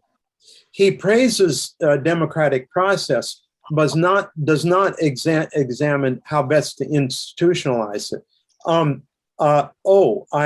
I missed his talking about democratic process, which I should conclude with. He talks about decentralization as good in democracy, but decentralization can also be bad. For example, in America, we had trades union that discriminated against Black members and would not allow Black membership in them at one stage. That's no longer the case. But that's an example of how when something is decentralized, it's not better, necessarily better, it can be worse. And coordinating what should be central and what should be decentralized is a very complex question. The new book, The Narrow Corridor, partly addresses this by talking about the importance of a strong central government, but also strong social institutions. Anyway, it's a complex question, but I think just favoring what he calls the rule of decentralization is not sound as being beneficial. Anyway, that's my comment on Agassi's very interesting work on technology and science. Thank you so much. Thank you for keeping with time. It leaves us 10 minutes of discussion and still the time that we wanted to have for the 20 minutes break. So please, Nimrod. Okay. Yosuke, would you like to react? If you want me to answer, yes, I have. First of all, I agree with most of what Big says, and that I'm unclear about a number of things is a defect that I own and I have to do better. But I do not accept his critique that I don't say what is democracy. I start the book by saying this book has democracy as a prejudice, and I stick to it. I just don't find it necessary to discuss democracy in that book because it requires another book. That's all there is to it. But otherwise, I accept everything that Bill says. And there is no question that corroboration plays a heuristic role in science, but not as a part of the rules of the game. That's the difference between heuristic and rules. Heuristic was invented by William Whewell in the mid-19th century, and that's how he presented it. And I think that still stands. All rules that you can follow, but you can't blame for if they don't help you, is different from rules that you have to follow, like Popper's supreme rule, which people haven't mentioned so far, so I should mention, which is really Popper's greatest point. Don't be defensive. That he repeats repeatedly in Logic of Scientific Discovery. Wherever there is a problematic situation, he reminds the reader that his major rule is not to be defensive, which is wonderful.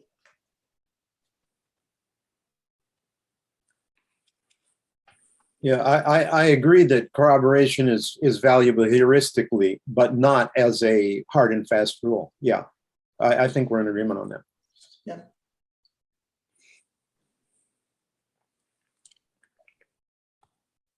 I have my hand up. May I speak? Yes. I don't mean to be defensive on your behalf, Yosuke, but I do mean to defend one point that I think Bill's criticism is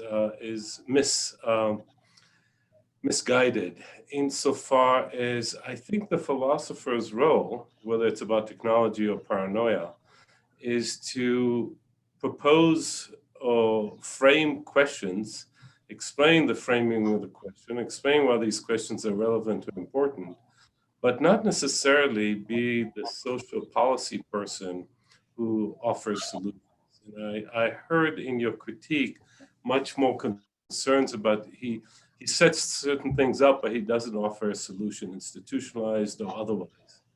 And I want to take take a different point that I don't think is the philosopher's role. Well, I guess I would say I don't accept the academic jail of there's this role and you can't go beyond it. There are problems and we need to try to solve those problems. And if we happen to do psychology or medicine or whatever it is in the process, all to the good.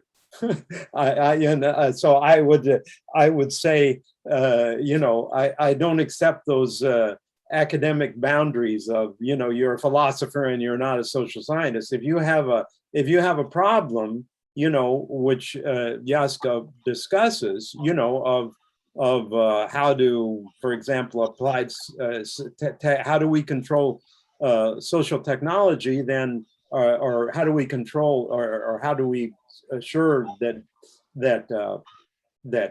physical technology is more beneficial? And he points out that social technology is also needed. You know, I think, you know, if it's a problem, you can suggest some kind of solution. I mean, just a follow-up. I don't think Joske is the kind of person who is withholding. So I don't think that's you got me there.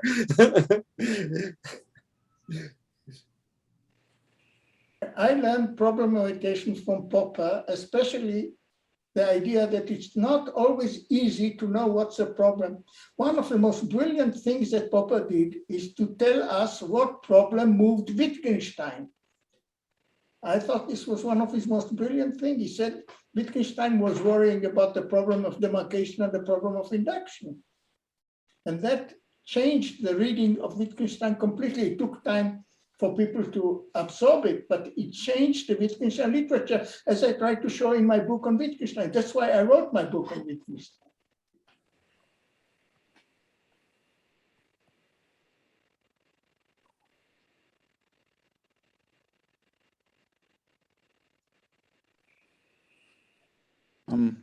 One more comment I want to make about technology, which I think, Bill, you alluded to, but in my few years in working in this area, there were very few, at the time when Agassi published that book, there were very few people who focused on technology as a worthy philosophical undertaking or endeavor.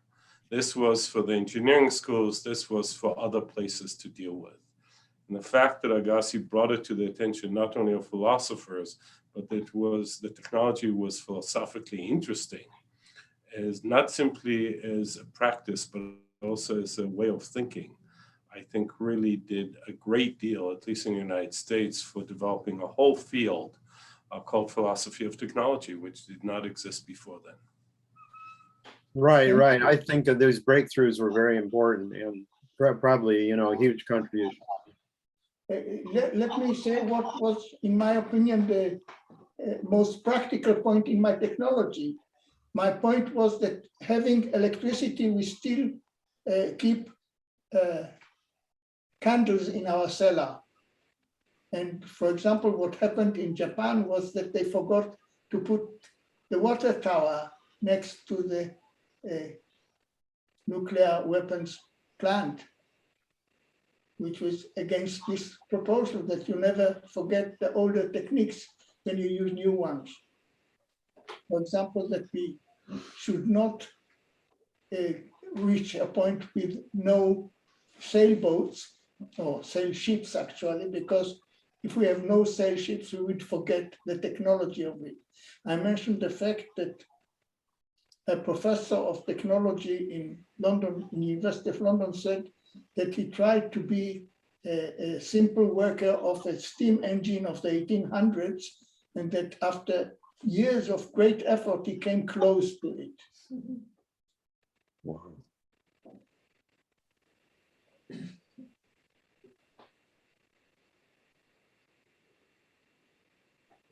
Jeremy, Jeremy is. You need to unmute. We can't hear you. We can't hear you, Jeremy. You need to unmute. Yeah, sorry, okay. it was failing to respond. And so I was saying it's not working, but because I was muting, that didn't help very much.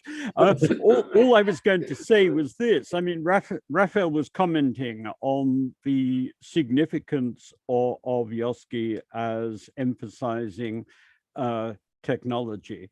After having been berated in the preparation for this by Nimrod for not explaining properly what my problems were, I would say surely what we need to do in this context is not just to say technology or applied science, but just to highlight what exactly the interesting problems about these things are, which I fear, looking at after subsequent to Joska's work, seeing the large volumes of stuff that have been produced about technology, it often seems to me to be unclear indeed what the distinctive and interesting problems there are. Interesting.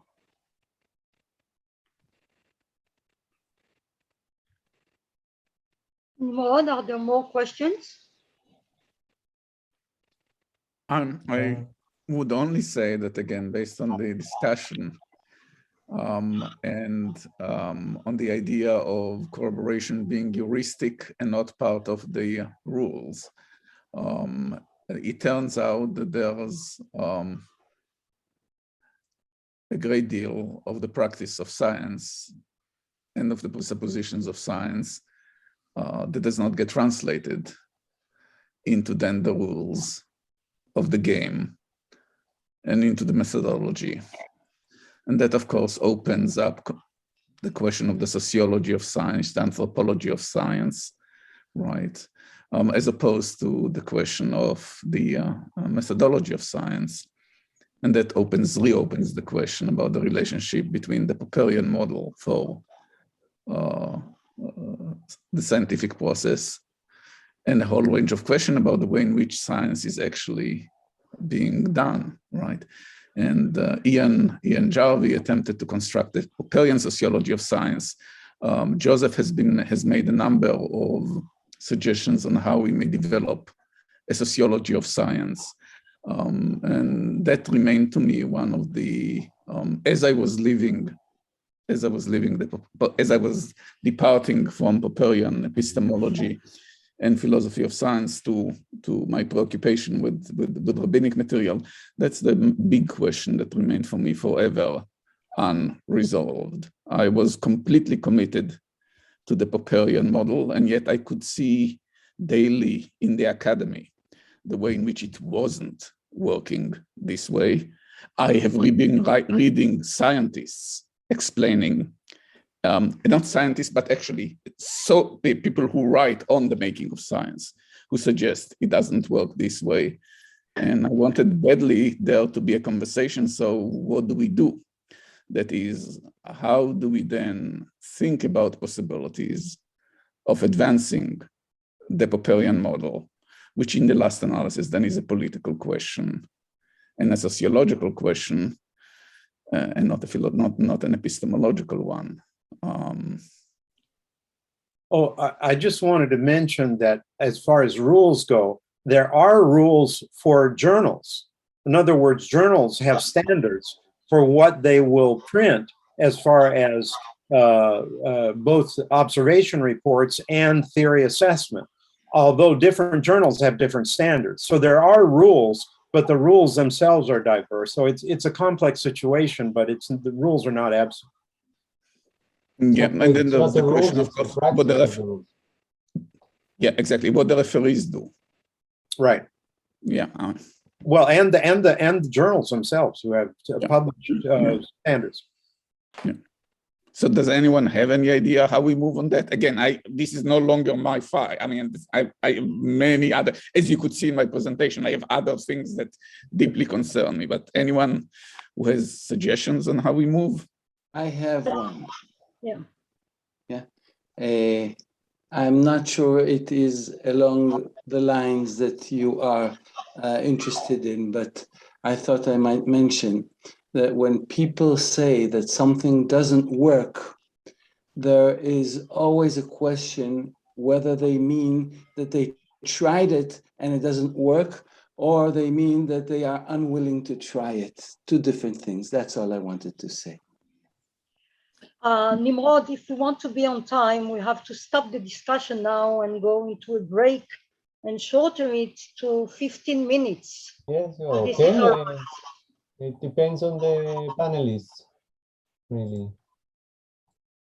15 minutes is okay? Yes? 15, Okay. 1-5? Yeah. 15, 17 minutes. So, okay? Let's meet again at 6:30 Israeli time. Yes. Yes, for 2 more continue. lectures and then Agassi's replies. Okay. Thank you. תודה רבה. Thank you very much. Could I, as the break is starting, if Malachi is still here, just comment in the following way? I mean, it seems to me that what is needed is a normative social epistemology. So one sees how institutions are working, that one investigates what the consequences are of following particular rules and procedures, and then sets about seeing how they can be improved on to give better epistemological outcomes. Absolutely. Well, I agree.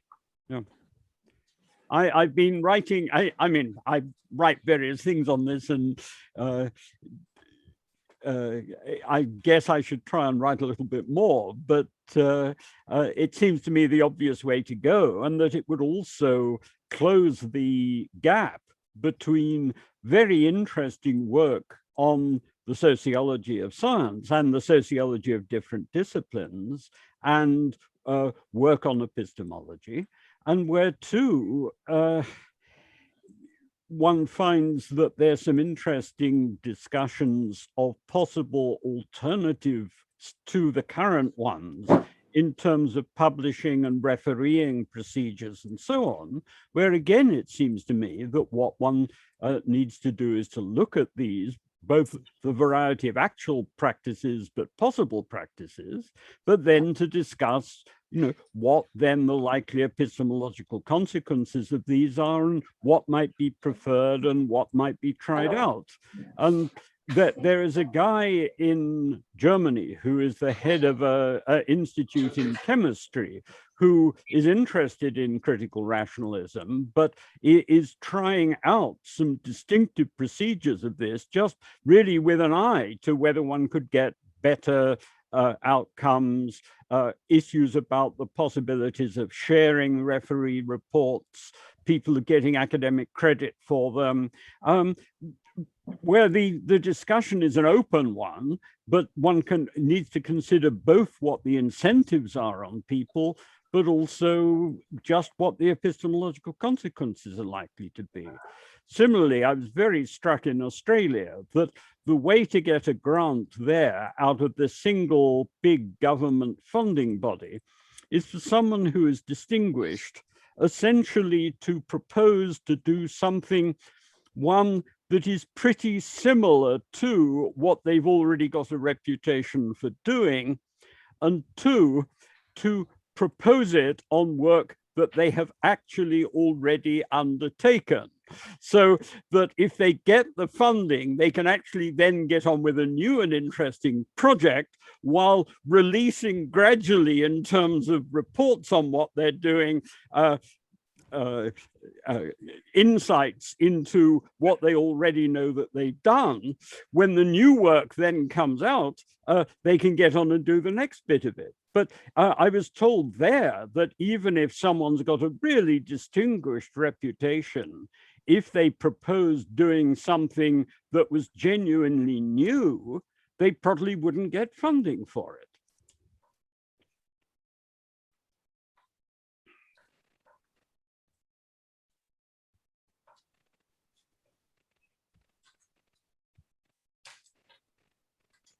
I mean, I guess in the US, there's more of a plurality of funding bodies, which may help with regard to this. But I just wonder, Malachi, what your and I very much like all of your all of your ideas about a normative Popperian social epistemology.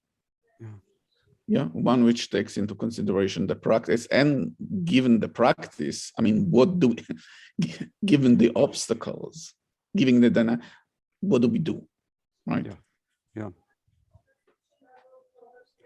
Well, I'm planning in the second series of these lectures I've been giving on Popper and critical rationalism to discuss some of these issues, but then also to have a session specifically on Ian's book with an eye to some of these matters, a book that I think just hasn't got the kind of attention that it merited.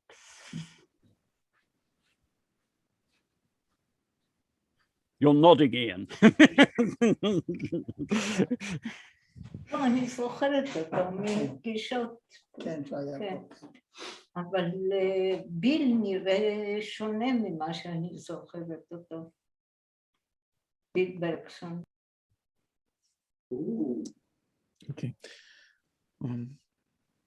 I have to apologize, Stefano, in the middle of your presentation, I will have actually, for which I'm very much looking forward, I'll have actually, I have to go and teach. I can't avoid that. So I will stay as long as I can, to get that, but then I would actually, I'm afraid we'll have to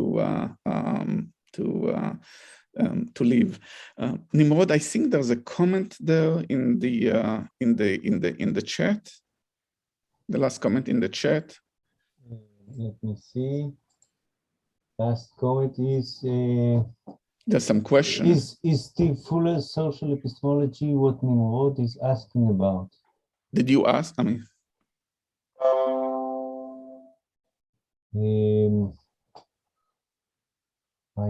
didn't ask about... oh, maybe they confused me with someone else. Yeah, that's what I think, yes. Maybe no.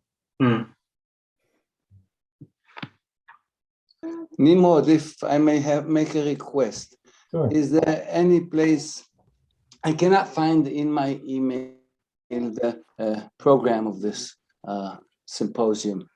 If you can post it again or send it again, or the program? Yeah. Yes, I will resend it to you just now. Thank you.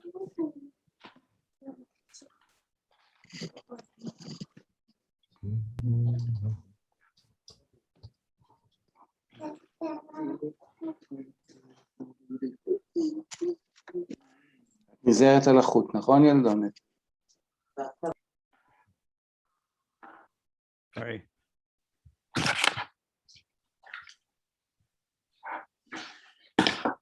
Sorry, something's going rather strangely with regard to the screen sharing.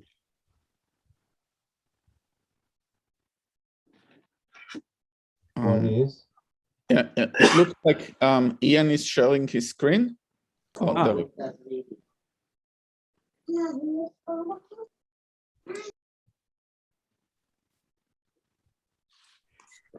Could I ask, Malachi, you were referring in your presentation to this imperial theme. Have you written about that?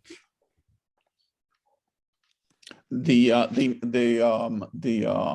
there are parts, actually, parts of my book where I discuss nation and empire. Yeah, there is something on the imperial turn in recent historiography, yes. And that's in the second book, yeah. Yeah. Yeah.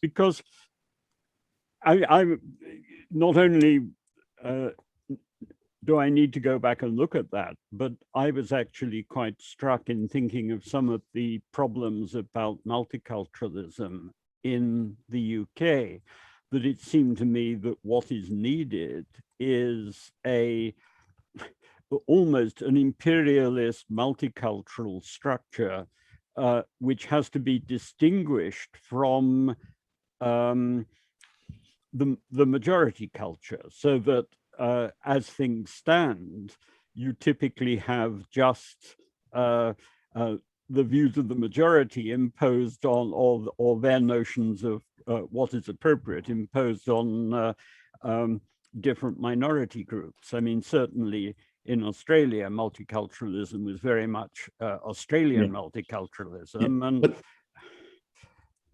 but you see, I mean, that has been around for about 3 decades, i.e. the idea that that protest against what was considered to be the liberal universalist Enlightenment idea that presumably does not give recognition to sufficient recognition to multiculturalism and multiplicity.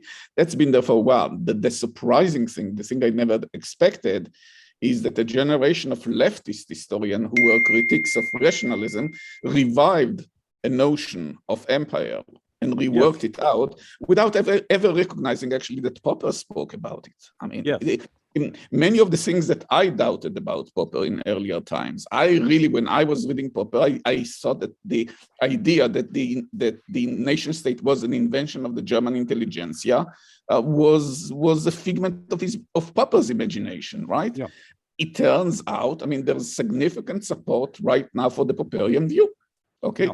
So it's at this point, there's already somewhat of a retreat because of the rise again of populist nationalism. But basically the imperial turn in historiography was led by leftist historians who were critics of nationalism. Yes, yes, yeah.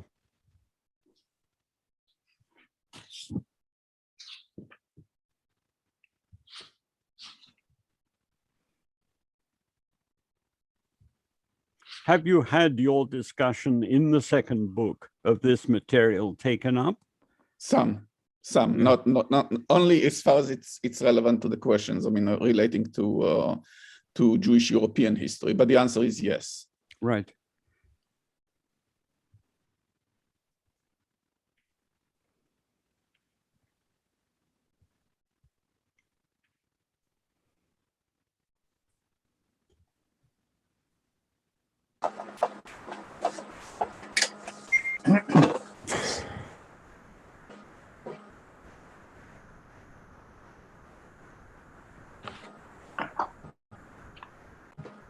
Well, as other people aren't talking, can I take advantage of this and ask you, do you have another big book project underway?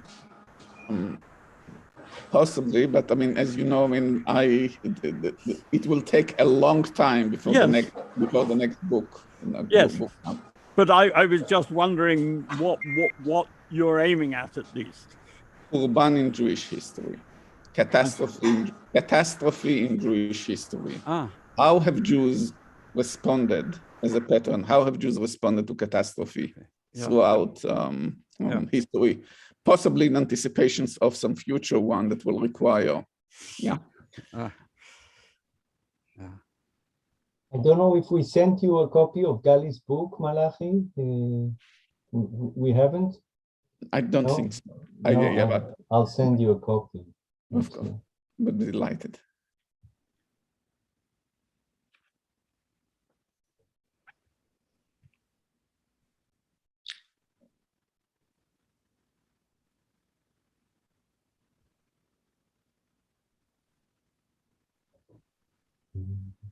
I've been recently doing some reading on the theme of what one might anticipate in terms of the development of Islam in Britain.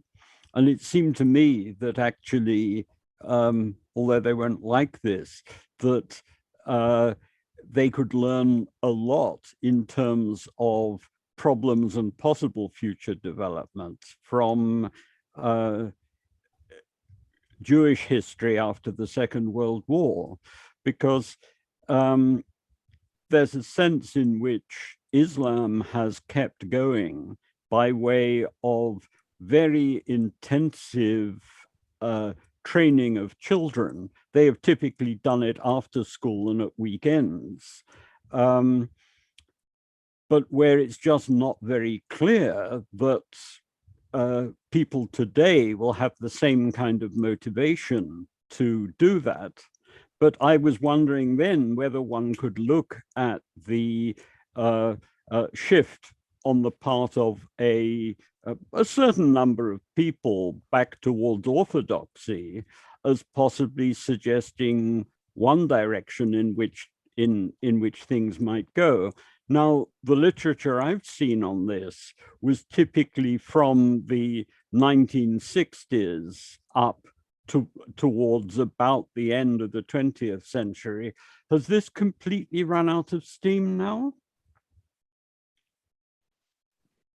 I mean, because there was this enterprise both in Israel and in the US of both modern Orthodox and some Hasidic groups as kind of welcoming people back and giving them training. Well, there, you know, in the diaspora, there is Jewish. There are plenty of Jewish schools. The religious schools, you know, that are supposed to give people understanding of Jewish tradition and religion. But as to the Orthodox, I think they have expanded just because they have more children. Yes. But I don't think they've expanded a lot.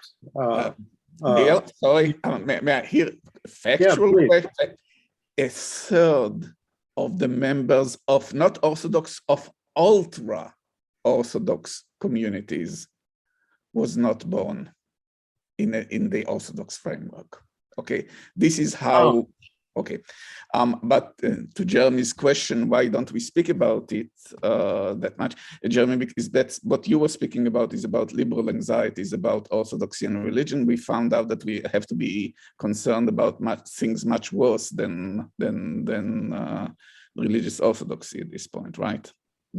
I'm not saying it's bad. I know. But you were asking why is it off? Why don't we no longer hear as much of it when we have evidence for it? But there was a bunch of interesting sociological literature and ethnographic literature on the training where people had done studies of institutions which were setting out to train people who were returning to orthodoxy. But what I found is that the material on this seems to have more or less petered out with the turn into, I mean, just after the millennium, as it were. And I just wondered whether it is still going on apace, whether some of the tensions which were starting to become obvious there have really proved too difficult. I mean, especially that, I mean, my understanding from looking at quite a bit of this stuff has been that quite often Jewish people who'd gone to such institutions actually found the institutions which were set up to train them were very interesting and stimulating, but that when they actually got to the day-to-day practices of orthodoxy, they then found that obviously there wasn't the same knowledge of wider intellectual matters, and also that there was a certain kind of resentment which was being exhibited of people who weren't born Orthodox. I think we should begin, although I see that Yoske is not here. And I think now, Nimrod, you wanted to introduce the lecture, or you want me to introduce the next one? You can introduce Stefano, and I will introduce you later on. All right, should we begin then? Sure. Okay. So with great pleasure, I introduce the next speaker, Stefano Gattei. We talk about Agassi's historiography of science. I'm sorry, my English today is not very good, I see, being in Israel. So he's an early modern science historian with special focus on astronomy and cosmology. He has worked on Galileo and Kepler, on intellectual networks and the circulation of scientific knowledge in Europe. His latest book is on the life of Galileo, Vincenzo Viviani historical accounts and other early biographies in Princeton University Press in 2019. And he teaches at the University of Trento in Italy.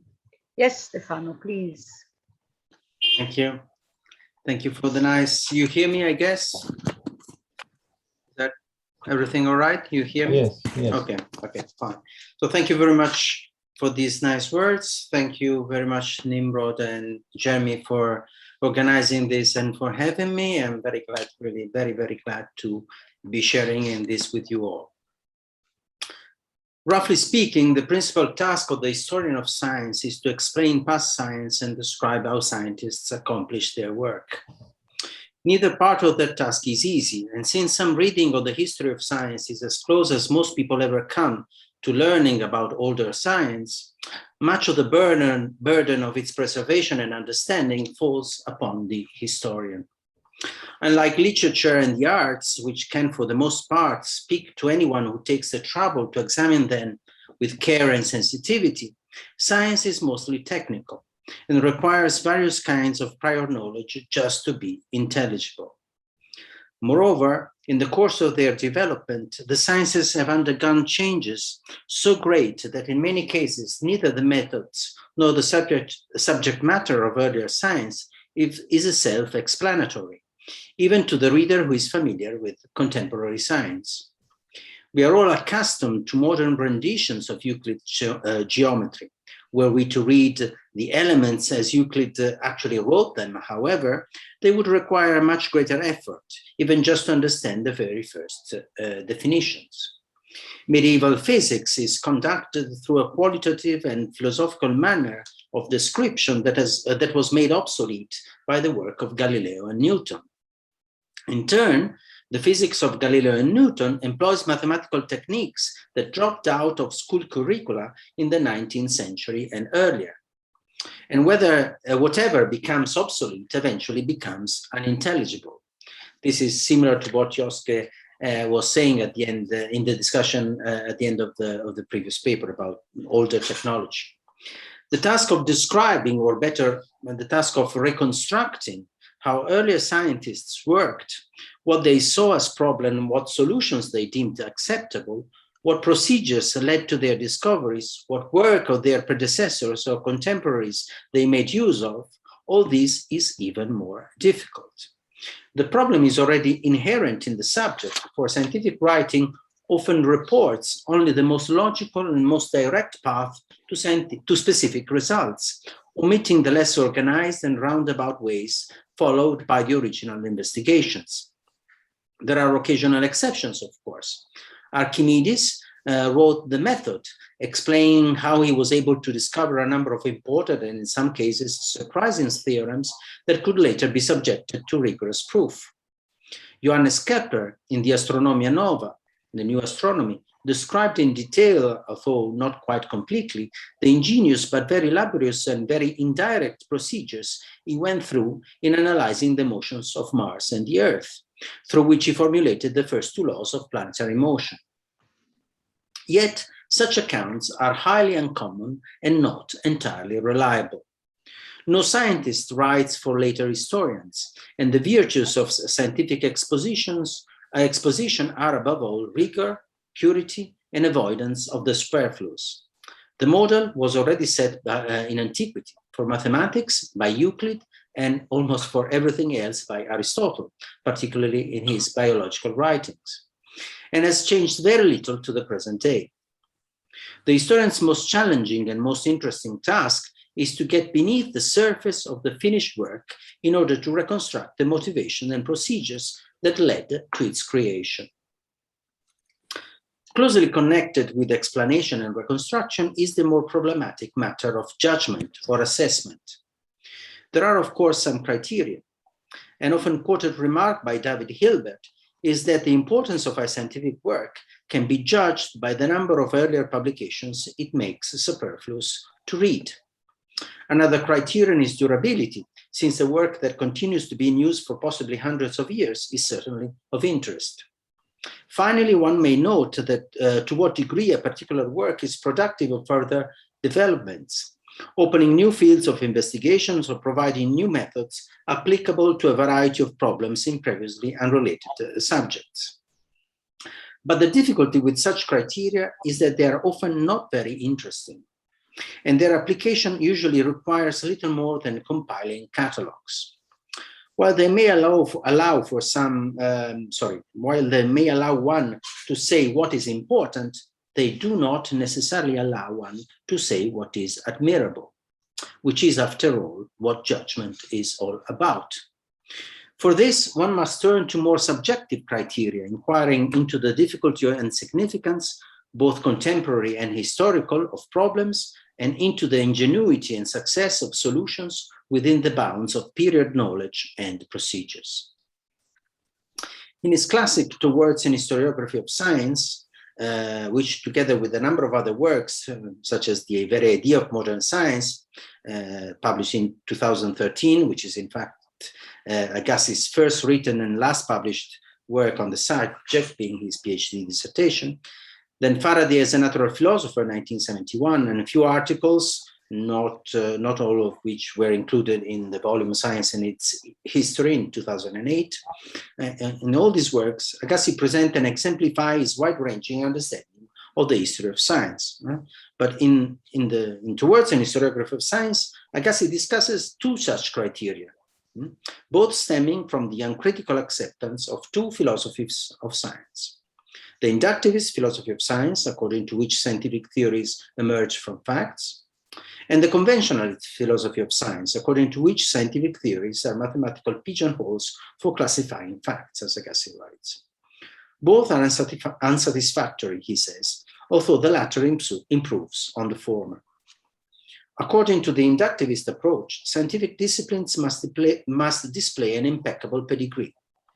From close observations to carefully following the various steps up the ladder of increasing generalization, less general theories invariably precede more general ones, and general theories must have consequences that lead to new discoveries and inventions. In so doing, the inductivist historian of science makes the history of a particular science part and parcel of that very science, and ends up compiling large masses of historical details that are meant to prevent any questions or doubts. Revolutions are allowed, but at the cost of regarding the overthrow of a view as proof that ever having held such a view was pointless. No room is left for critical thinking, nor for the consideration of what Agassi rightly regards as the most important factors in the history of science, namely contending schools of scientific thought. Whereas Agassi sees the history of science as the history of the choice of central problems of the various schools of thought that attempted to answer these problems, hence the strong affinity and intertwinement between the history of science and the history of ideas, which remain distinct but are brought together within the broader context of a metaphysical research program, inductivism tells us that science begins not with problems, as Popper famously observed, but with observations of hard facts.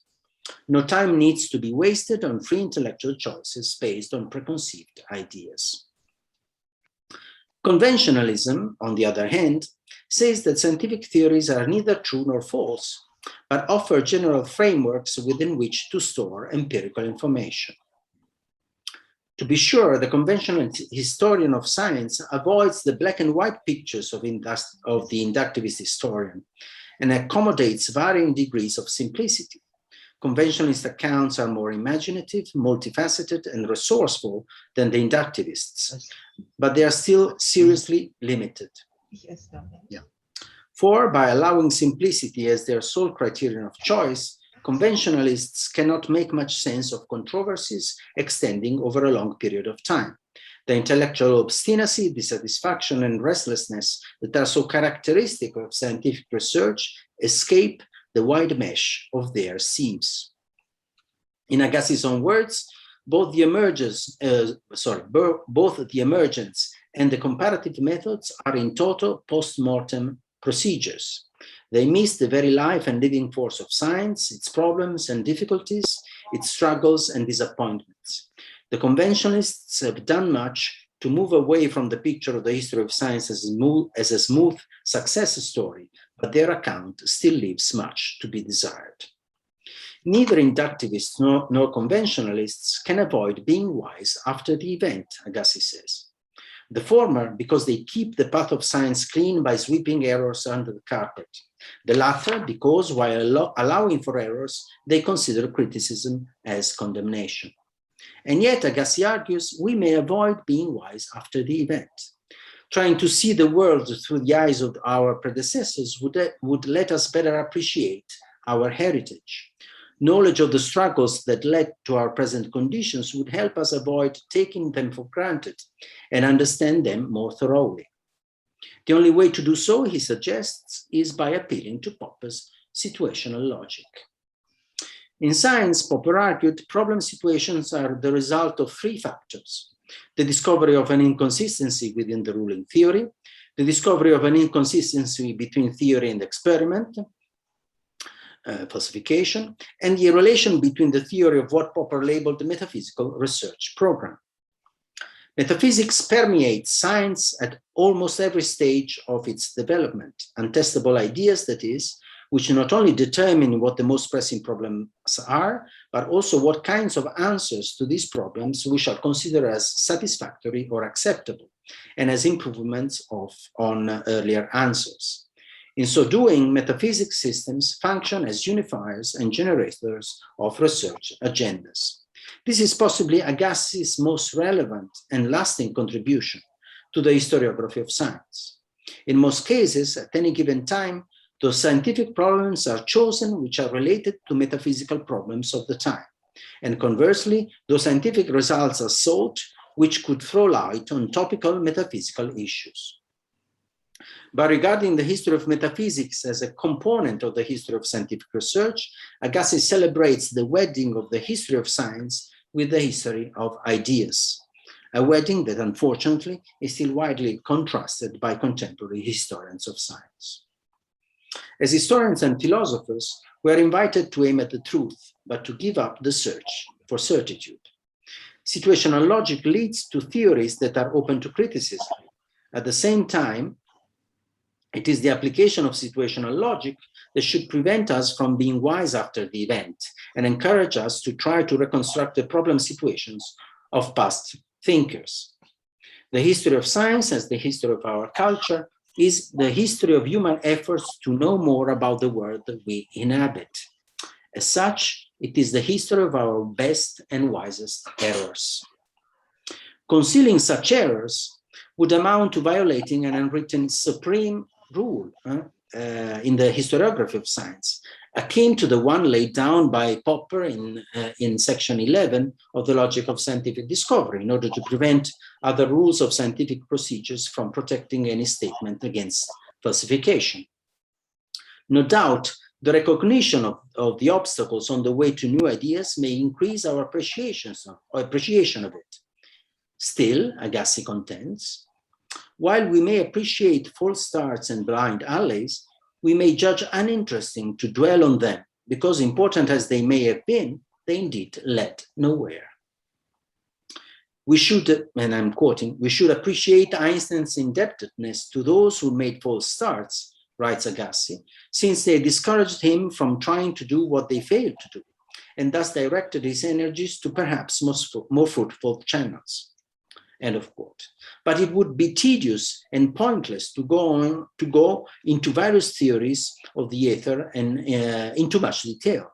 To say this, Agassi acknowledges, is to concede to the conventionalists that in certain respects we are allowed as historians to be wise after the event, in the interest of arousing our readers' curiosity.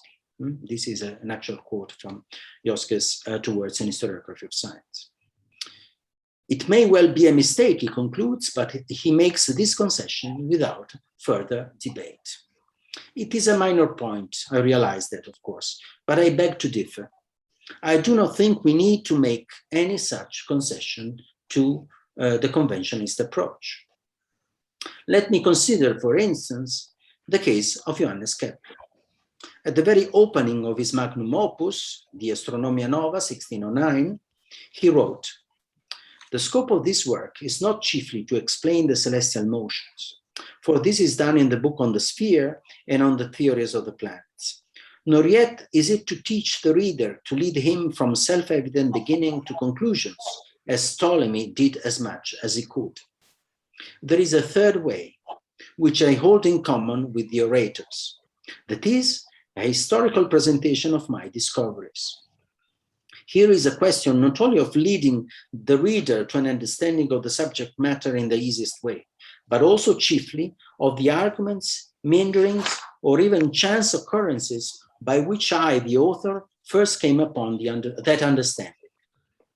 Thus, in telling of Christopher Columbus, Magellan, and the Portuguese, that is Vasco da Gama, we do not simply ignore the errors by which the first opened up America, the second the China Sea, and the last the coast of Africa. Rather, we would not wish them omitted, which would indeed be to deprive ourselves of an enormous pleasure in reading. So likewise, I would not have it ascribed to me as a fault that with the same concern for the reader, I have followed this same course in the present work. End of quote. This was Kepler's at the beginning, at the opening of the Astronomia Nova. Stefano, we have 3 more minutes. Okay, shall try to conclude. Kepler's caveat notwithstanding, most historians of science have indeed ascribed this to him as a fault, reading his narrative as a mark of his indebtedness to the Middle Ages and early Renaissance pre-scientific traditions. He was still, as opposed, for instance, to Galileo, very much soaked in. With the dialogue on the 2 chief world systems, Galileo was determined to convince his opponents of the truth of the heliocentric hypothesis by exposing their errors. Some 20 years earlier, Kepler himself a great dialectician, as Agassi justly portrays him, implicitly adopted a similar dialogical approach.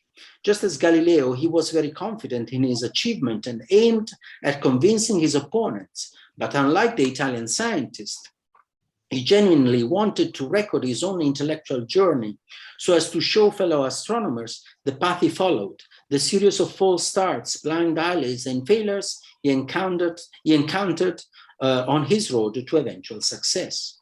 Most importantly, he not only wanted to convince them by exposing their errors, but also to critically engage his readers by showing his own errors.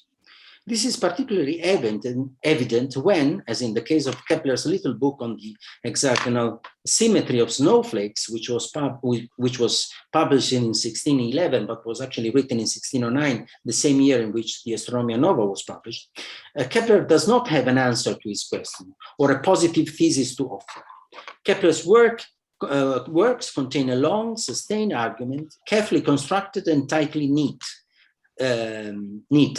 Its purpose is twofold. On the one hand, he wished to convince his readers of the validity and strength of his conclusions, and on the other, he wanted to prevent their criticism by highlighting that he had already contemplated of a particular objection and followed it until it revealed as a mistake.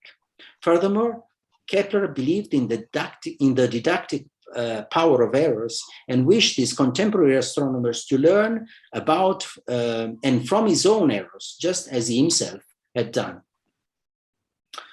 Kepler himself thought that his failed attempts, which tell us what he thought was promising, the obstacles on his path, which tell us what went wrong or what turned from promising to problematic, and the critical engagement with his contemporaries, which tells the kind of feedback he expected from his peers, were at times even more important than the final result itself.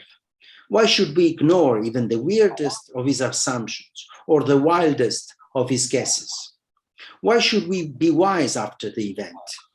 Besides making the story of Kepler's achievement and intellectual development much more interesting for readers, but this is of course quite subjective, I realize, they grant scholars a precious vantage point into Kepler's worldview, thereby allowing for a much better understanding of what scientific research meant for him and for his contemporaries, or to put it differently, a much better grasp of their metaphysical research program. I have a few more lines if I have 1 more minute, otherwise I can stop here. Well, the 20 minutes have elapsed, so Nimrod, if you want to decide. Closing paragraph is okay, yes. Okay, thank you very much. So all too often, just a closing of the overall thing. All too often, philosophers and historians of science struggle in vain in futile efforts to show that since science is possibly our best and most reliable form of knowledge, it is free of errors. As a consequence, historians undertake the impossible task of concealing past errors as expression of their admiration for science. Agassi's main point is that science has no need for these distortions, nor for any other, just as knowledge, proper taught, requires no foundations. If the scientist's concealment of errors is regrettable in its own right, when it is reinforced by philosophers and historians of science, it fatally vitiates their work and may well affect the public understanding of science, causing huge and widespread damages in society, which may well take decades to recover. The current opposition to COVID vaccinations, for example, speaks volumes about the sweeping and misunderstandings of science and its procedures by the general public. A misunderstanding that the history of science, coupled by proper communication, might help remedy. Whereas Western scientific tradition is the most critical one that humanity has ever known, the traditional assessment of science has been almost always uncritical and presented science as having little to do with criticism. By directing attention to the controversies and turmoils of science rather than its alleged triumphs, Agassi illustrates the full power and fruitfulness of criticism, which he sharply distinguishes from mere debunking. For whereas the appraisal of errors as follies make for their debunking, the appraisal of errors as reasonables makes for respectful criticism of them, thus allowing for the growth of knowledge. Thank you very much also for the additional time. Thank you, Stefano. So the discussion, Nimrod? I'm waiting for Yosef to unmute. Could I raise a point? Is there a risk of a problem being posed for the enterprise of the history of science by a kind of presentism in terms of what gets to define science? I mean, for example, Galileo and Kepler come into the history of science. Does, say, Robert Flood?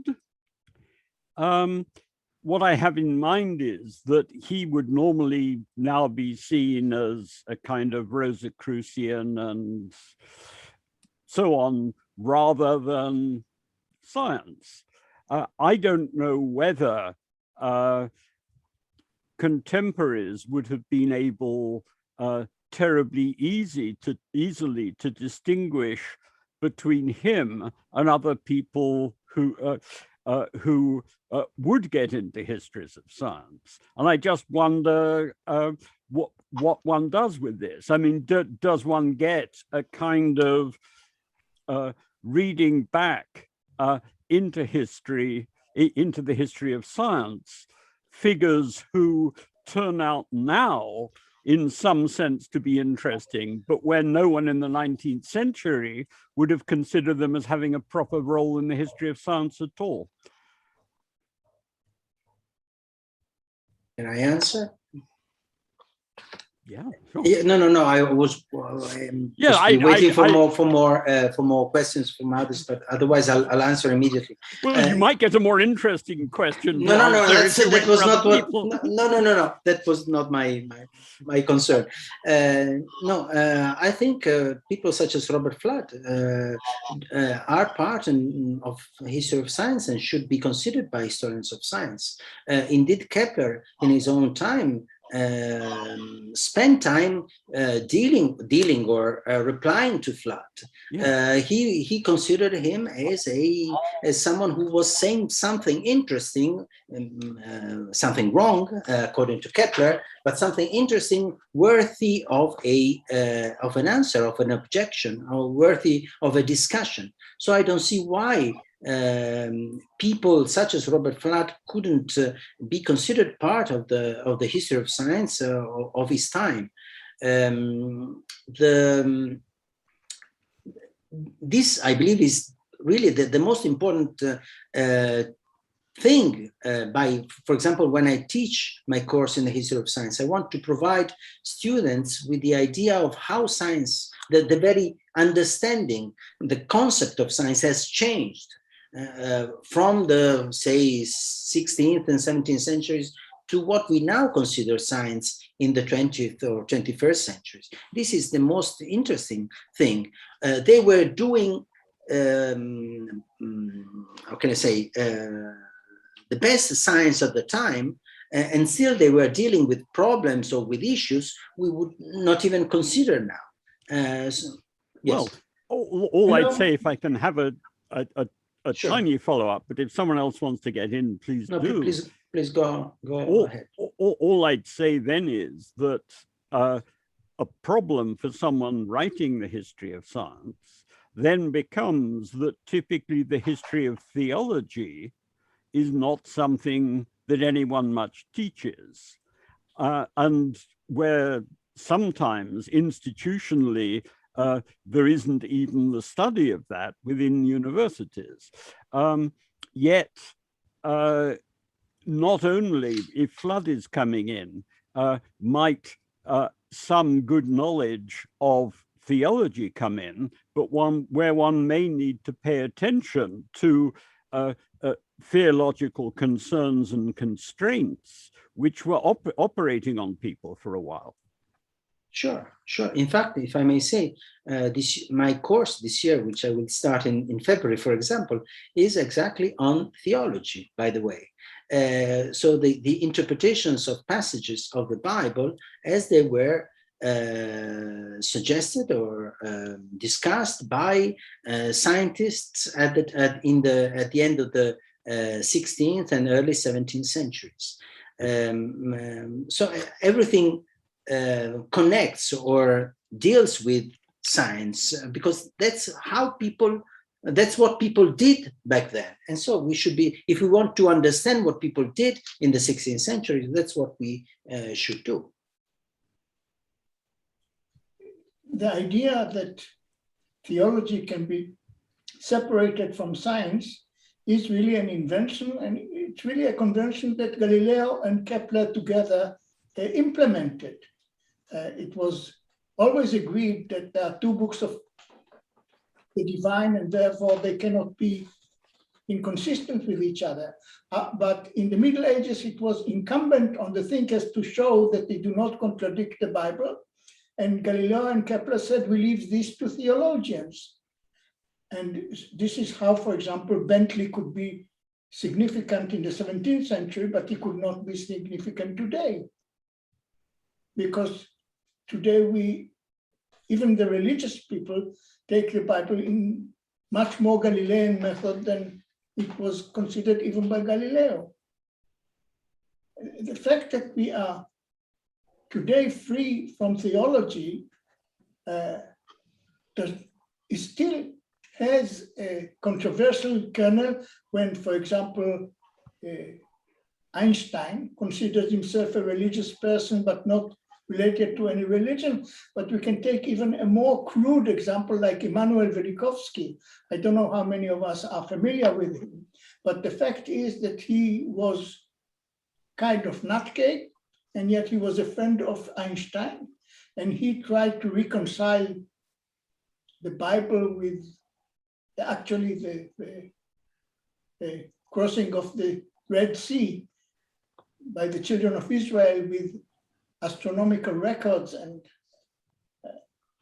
some people took him seriously at the time, some not, now he's forgotten. What I'm trying to show is that there are still open matters that we overlook because they don't interest us so much. We don't care so much whether Velikovsky is right or not, even though for him it was a matter of life and death. And the question is, why is it that in the days of Kepler, these things were alive up to and including Bentley, which is late 17th century, and today people don't pay attention to it. That change or shift of interest is very interesting, and it's a part of the history of ideas, not history of science, but history of ideas, which is your point. Exactly. Afi, you raised your hand. Yeah, I have a descriptive, a factual question for Stefano. I was very moved as a student to read Agassi's Historiography. Was that one of the first books that did that kind of work? as opposed to so-called straight or naive history of science? No, there is an article by I.B. Cohen that preceded me. Okay, so I don't know that article, so I would have given a different answer, but I don't. Yeah, for me that was the starting point. But I will read I.B. Cohen's article with great interest. Yes. Nimrod, And also, yes. Sorry.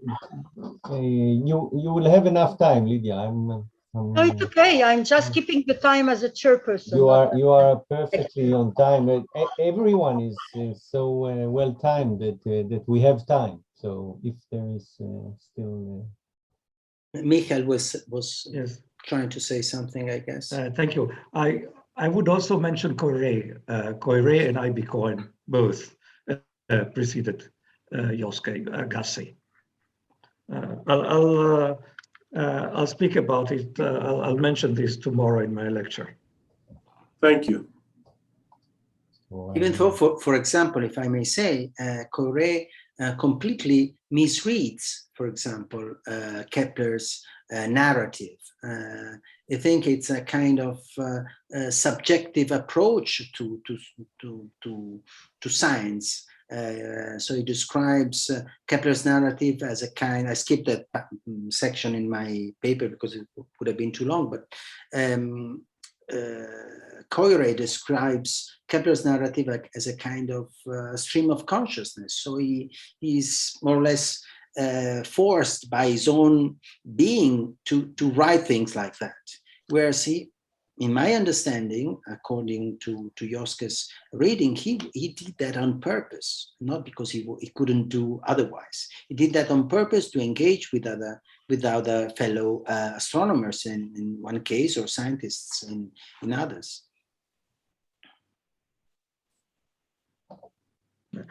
Thank you. I'd be interested to know to what, in any case, Koire made many mistakes. I'm not saying. There's nothing wrong with that. It's a very recent, by the way, this focusing on the structure of Kepler's works, especially the Astronomia Nova, and I worked myself on this other work of his on the six-cornered snowflake. They share this historical reconstruction of the different paths he followed towards the final result. Whereas for the Astronomia Nova, which is of course much more important in his output, it's actually Kepler's magnum opus, the one work in which he publishes the first two laws for planetary motion. He has something, so he has a result to present in the end. In the little book on snowflakes, he doesn't have a thesis to offer. His problem is why are snowflakes always six-cornered and not five-cornered or seven-cornered? He doesn't know what to say in the end. He has no answer, and still he thinks it is useful, both for himself and for his peers, to publish his different attempts to answer this question. That I find really interesting. Okay, thank you all for a very interesting discussion. Our last talk today is by Professor Lydia Amir. She's an associate professor of philosophy at Tufts University. Since her doctoral dissertation with Joseph Agassi at 1987, she has authored 5 books, edited 2 anthologies, and founded a new journal, the Philosophy of Humor Yearbook, and 3 series of books, Brill series in the Human Condition, Lexington series in Philosophical Practice, and a series in Philosophy of Humor, which she edits. She serves as a founding president of the International Association for the Philosophy of Humor, and she's president of the New Israeli Association for Philosophical Practice. And she will speak today about the very interesting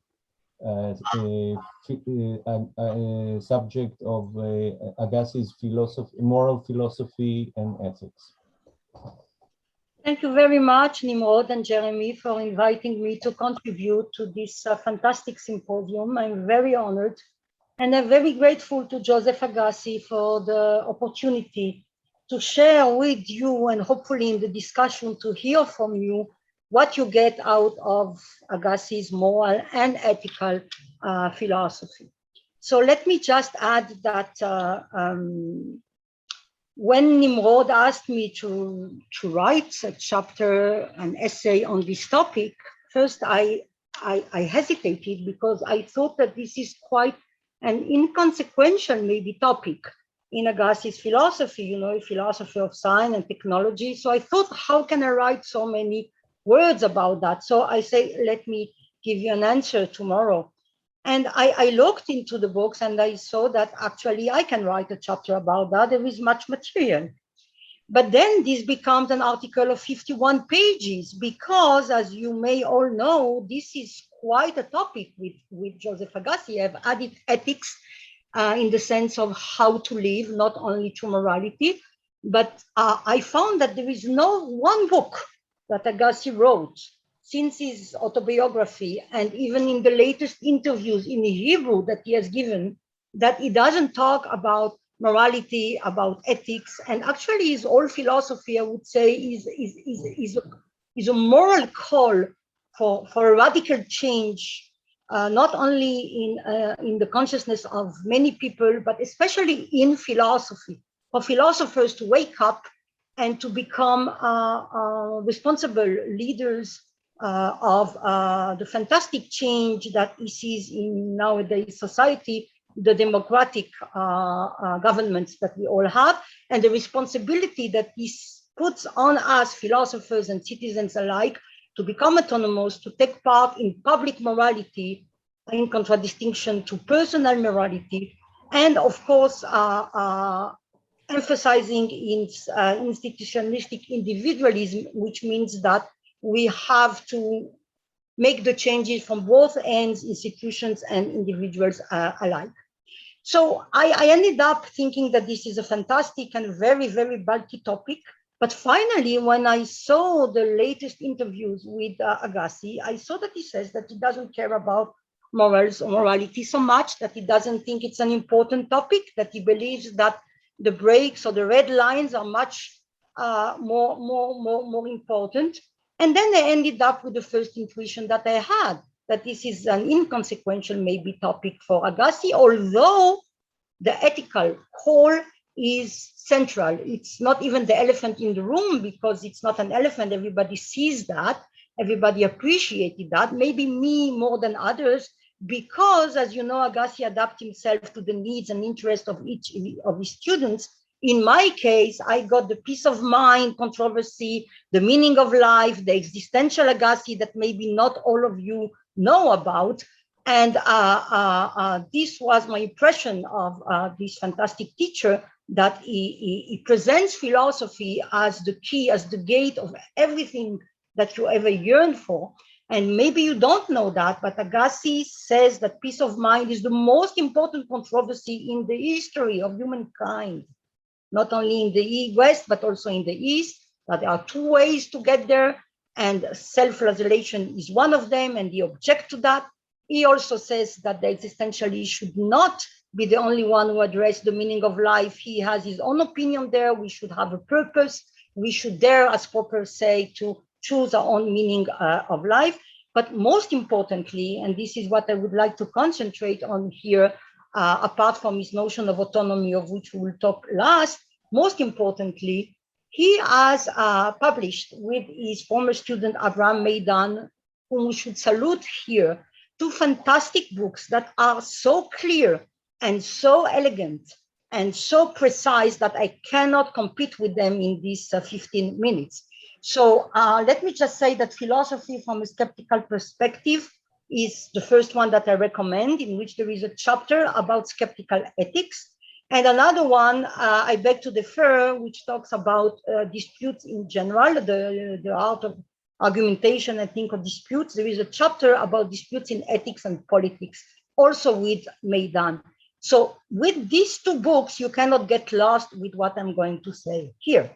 So I was hoping that someone today would talk about Agassi's view of skepticism. Then I would have my job made much more easier. I would just, say that from that we can conclude that in ethics or morality, etc. But nobody did that, so I have to say it in passant. Although it's a very important topic. As you know, Agassi and Meidan, let's say, hold a specific view of skepticism that is more extreme by their own definition, own words, or deeming than Jung's skepticism, that is more extreme than Popper fallibilism. And that means in ethics that there is no justification, no criterion. And if we want to present Agassi's view on ethics and morality, we should begin here. That means that instead of trying to justify ethics, either Kantian ethics or utilitarian ethics or any other kinds of ethics, he doesn't talk about the virtue ethics and regularly in philosophy. Instead of doing this, philosophers should, to the contrary, try to ameliorate ethics, because the kind of skepticism that Agassi and Meidan hold is absolutely not a skepticism that enables, that stops us for acting. To the contrary, and this is something that is confusing to many, because we give up certainty, because common sense shows that there is no certainty, there is no plausibility, there is no justification, there is no corroboration. When you leave all that aside, you can see that still description can be right or wrong, and prescriptions can be true, happy, etc.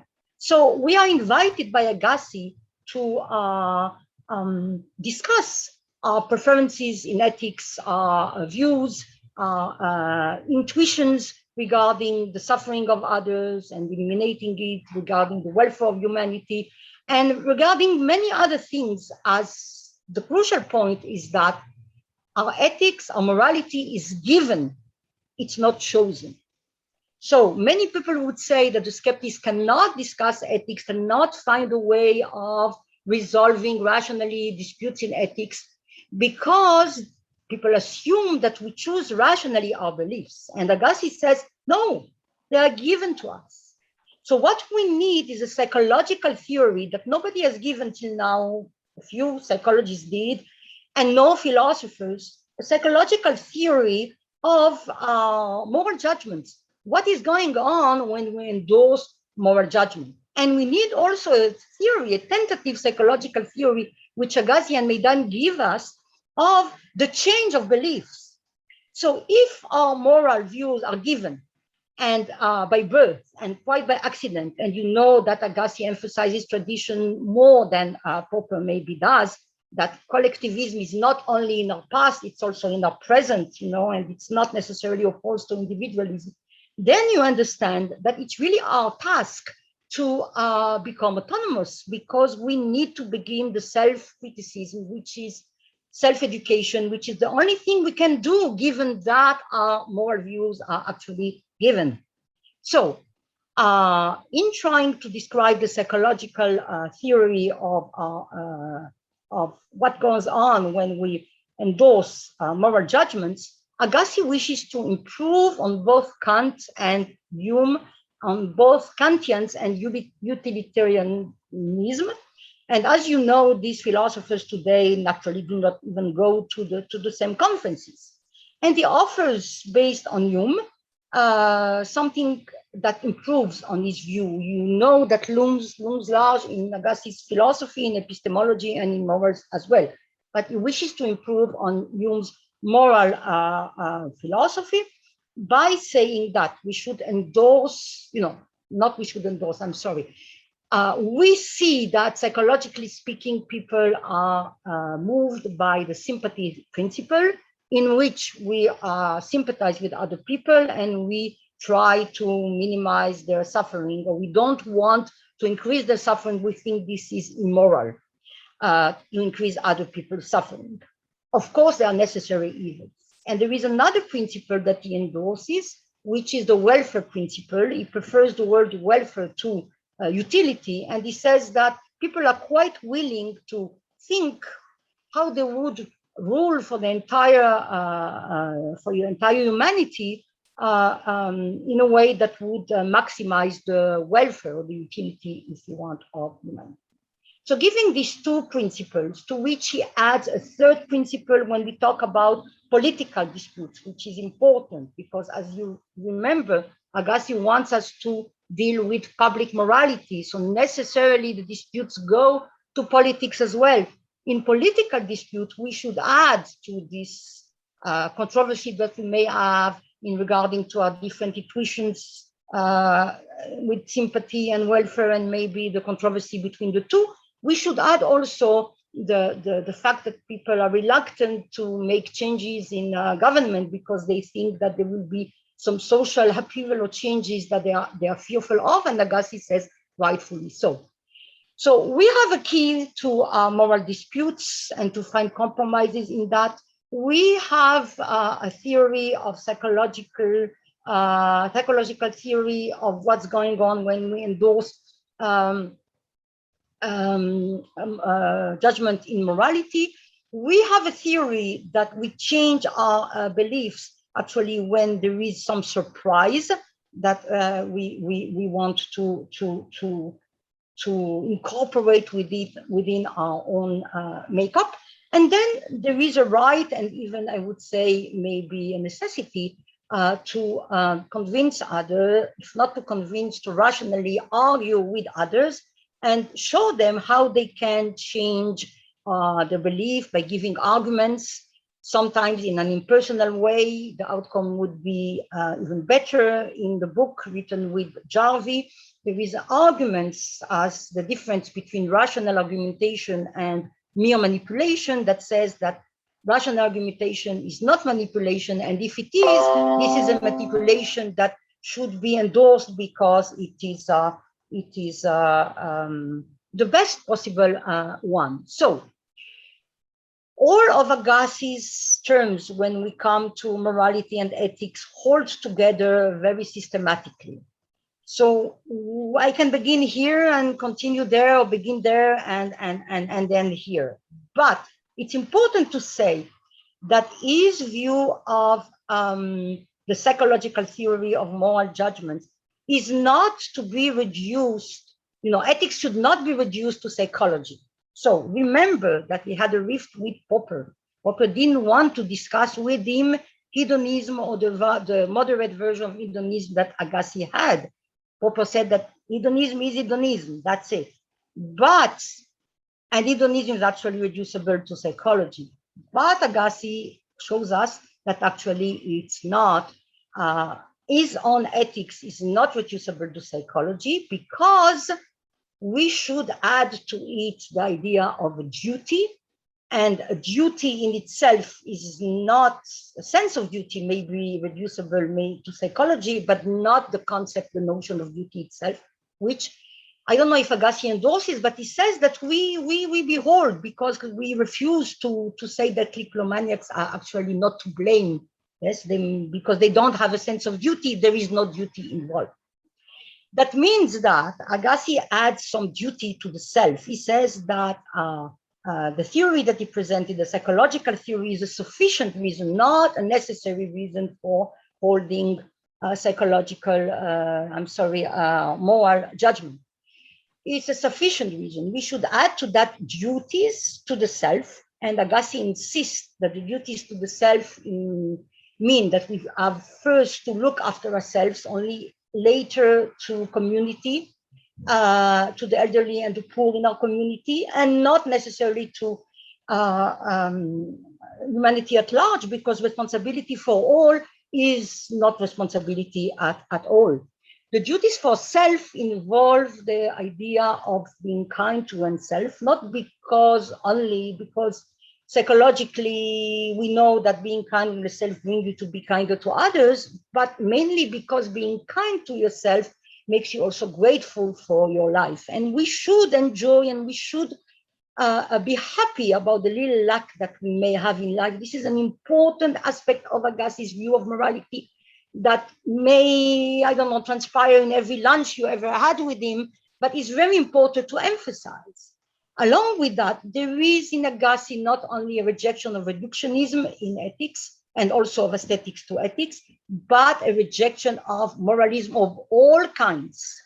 So this is very important to remember. He would not endorse Kant's view of the two reasons of heteronomy, which would be laziness and fear. He would go only for the fear. He doesn't talk about laziness. In Agassi, there is a defense of levity and fun already in his autobiography that has not been emphasized enough. He likes Heine, he likes show, and he insists that his view is not that something is wrong with him, that he doesn't want to do the hard work. To the contrary, he thinks there is an argument here against hard work, against proper seriousness, and for fun and for games, because this is a more realistic, more lucid view of what reality is about. We are condemned to be free, as Sartre says, but for Agassi, this is not reason to lament. It's a reason to understand that we are necessarily doomed to play with things. And any earnestness that would disregard that, as most earnestness does, actually misrepresents reality. And this is something that academics pay a terrible price for that, individuals in general. And this is, if you want, I think for Agassi, a kind of bad faith that brings him to, I cannot say a feeling of moral indignation because this is too moralizing, but a kind of feeling for which I have no name, that seeing others' bad faith, their errors, the terrible consequences of the errors, respecting their autonomy. I don't know how you can feel that feeling. It's not contempt, because Agassi's view of autonomy is that it should be for everybody. It shouldn't be the romantic view that only for the few, but it's not given the way that the Enlightenment philosopher thought. So imagine what could be the feeling of a person that sees our errors, that thinks that they are easily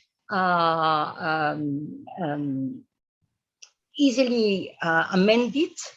He thinks that it's actually maybe a question of temperament, how you address the fact that concepts are open-ended and problems are open-ended. It's always the question of hands-on, in media res, in actual life, in real problems. But he sees people flying from this, going into complex philosophical problems that I think he believes that the real reason is to avoid the real pedestrian problems, which are actually the bread of which our lives is made. So Agassi's view, if you all felt that, is a philosophy of life in which life and philosophy are not to be differentiated. And everyone who tries to do that, who goes into the abstract view of morality, is actually evading the most serious moral problem and problem at all, the survival of humanity.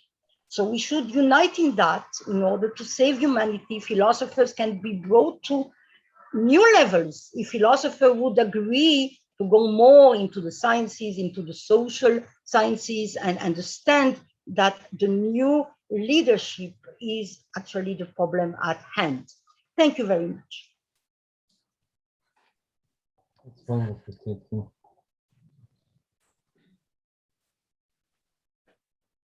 Anyone? Ian, would you like to?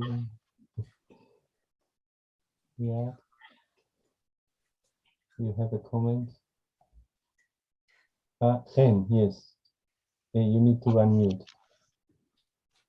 I must say, Lydia, I have heard you speak several times, and I always thought you were an eloquent speaker. But this time, wow. I have no words to praise you. And I thought that maybe you would agree that the problem of understanding Agassi begin. I think this is what you said in effect, but you please correct me if I'm wrong, that the understanding Agassi starts with recognizing two things. One, he rejects any claim for grounds or for, you used a different word, I forget which is, for foundation, for certainty, etc., etc. Call it what you like. He rejects any such claim in principle. This is the important thing. And two, he does not accept that anything goes. And how can he not accept that anything goes, given the first thing that we said about him? This is the beginning of trying to understand him. I think you and I are in agreement here. Yes. Allow me to respond, therefore. First of all, thank you both very much. Secondly, the response that I made to anything goes is dual. I said not outright lies and not Auschwitz. And not what? What was the second thing? Auschwitz. Yeah.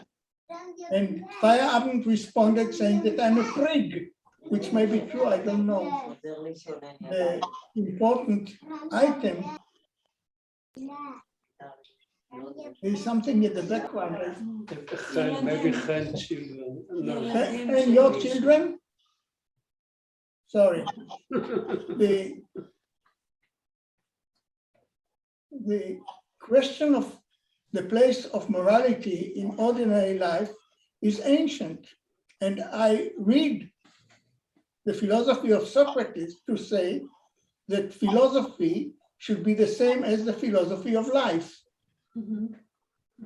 which is not so obvious that say philosophy should be identical with applied philosophy or applicable philosophy or something like that. That is to say, we do and rightly distinguish between theory and practice. And the Socratic idea is that philosophy should be practical, not in the sense that we should seek practice alone, but that should be applicable, that it should have some immediate results. This is a question that, for example, Kant was very troubled with. How do we move from theory to practice? There is a missing link here. What is the starter that moves from theory to practice, that puts theory into action? He did not have an answer to it, actually. And he admitted that this was the weakness of his philosophy. So we have here something that is perhaps hard to articulate, but easy to feel. And you feel it when you find people who totally agree with you in theory, but not in practice. And as you know, Kant wrote an article against those who say it's true in theory, but not in practice. He found this highly objectionable. And yet many people agree with you and say, I'm too weak to follow your guidance, or it's not the right time, I'm busy doing other things. Excuses are, of course, very abundant, and this is why Popper puts it in the most general way. He says, avoid excuses. He doesn't enumerate excuses. He says, whatever you present as an excuse, avoid. In other words, we can invent new excuses, but we don't need them. The funny thing is that many people present excuses for not doing whatever they should, and these are quite redundant, because the main thing is whether you do what you are required to do or not. This was conspicuous in Germany in 1934, in June 1934, where the Führer came out with a radio declaration. There was no TV, so radio was the thing, admitting that he was criminal and refusing to stand to judgment. He said he would answer history and Germany, but not the law courts. And here there is the rule of red line. If this happened in England, there would be a general strike without anybody calling for it. And in Germany, people were greatly disturbed by this speech. I don't know if you know, but people lost their way on the way to work in the morning because they heard the speech at 7 o'clock, and at 8 o'clock people sat on the pavements and didn't know what to do. But the fact is that life went on, and that was a mistake. That is to say, we should all have a red line. And I think most ethical theories are not good enough because they don't tell us that we have a red line. And I would say the more decent a person is, the quicker he reaches the red line. Let me just add to what Joske just said, that at my invitation, he wrote a book on the philosophy of life that would actually help us understand how his whole philosophy is wrapped up in this. That would be hopefully forthcoming in that series that you mentioned, Nimrod, the Lexington series in philosophical practice.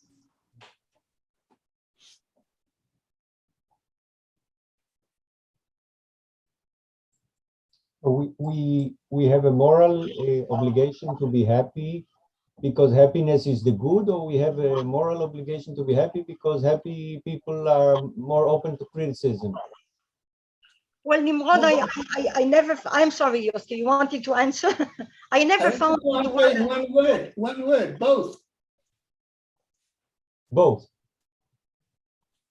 Okay. But I think Ian wanted to speak.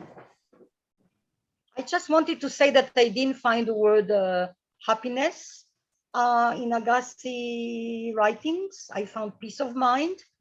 I think there is a defense of cheerfulness and to be grateful for luck.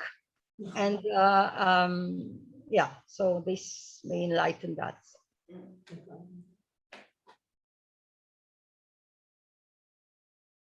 It's a full circle to the degrees of autonomy again. I think it's a very interesting one. Could I make a brief comment? Lydia, first of all, I found your overview really very interesting and striking, but it seems to me that we need also to have metaphysics. What do I have in mind? Well, clearly, there can be arguments across the kind of things that you were talking about. People might say, well, a significant element in the discussion has to be what constitutes moral patience and what duties we owe to them, issues from virtue ethics, issues relating to the ethics of our different stations in life and their duties and wider utilitarian concerns. But there are also, I would suggest, important questions of metaphysics. I mean, one, is the whole thing on a par with aesthetics? That's to say, simply the creation or the discovering of ourselves to have certain kinds of aesthetic motivations and being able to explore these and argue about them and improve our performance, or is something else going on? Another kind of issue that seems to me to be very pressing in terms of metaphysics is the sort of challenge that I would take to come from those people who combine J.L. Mackey's ethics, error theory of ethics, where they say, yes, I mean, these things seem to be striking and compelling, but we have alternative programmatic explanations of all of this, say in terms of the kind of thing that's been referred to as the selfish gene idea. I mean, namely that we can see ourselves simply as carriers of genes equipped with various sorts of psychological dispositions, and that the construction that we make of ethics and all of this argument is essentially a piece of foolishness, which if we understood what was truly happening here, we would see doesn't have the kind of significance that we think it does.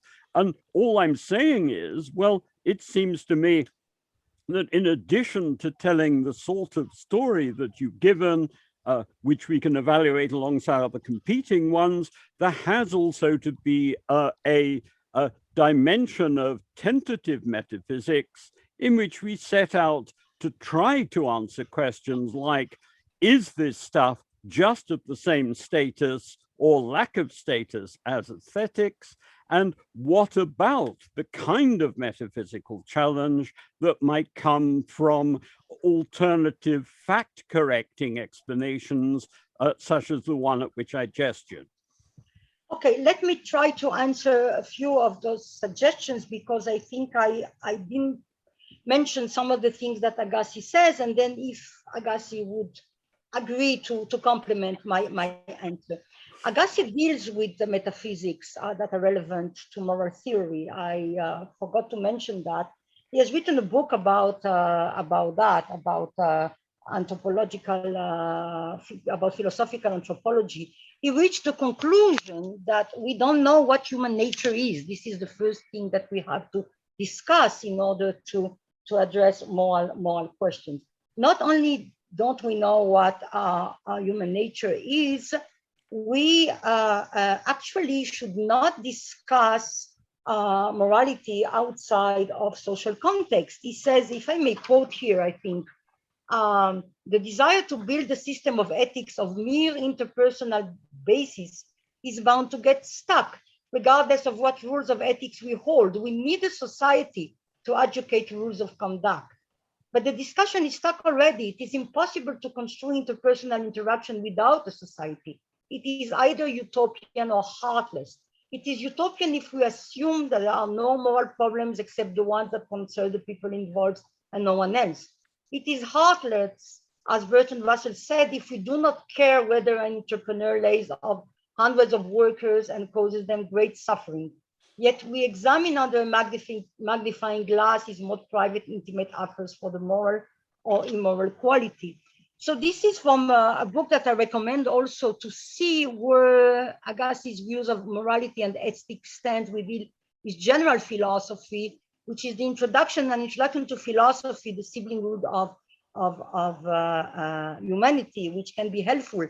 And it has a few chapters at the end that talk about the situation of ethics today and about responsibility and other important topics. And also, of course, he talks about metaphysics. Now, if actually morality, as a matter of fact, is a social matter, and in the book that he wrote with Abraham Meidan, he says that they think that sociology is the matter, but they give here a psychological theory. We understand that Agassi, although he doesn't oppose metaphysical discussion, he doesn't think, I believe, I let him answer, that metaphysics would be very helpful in our solution of moral problems.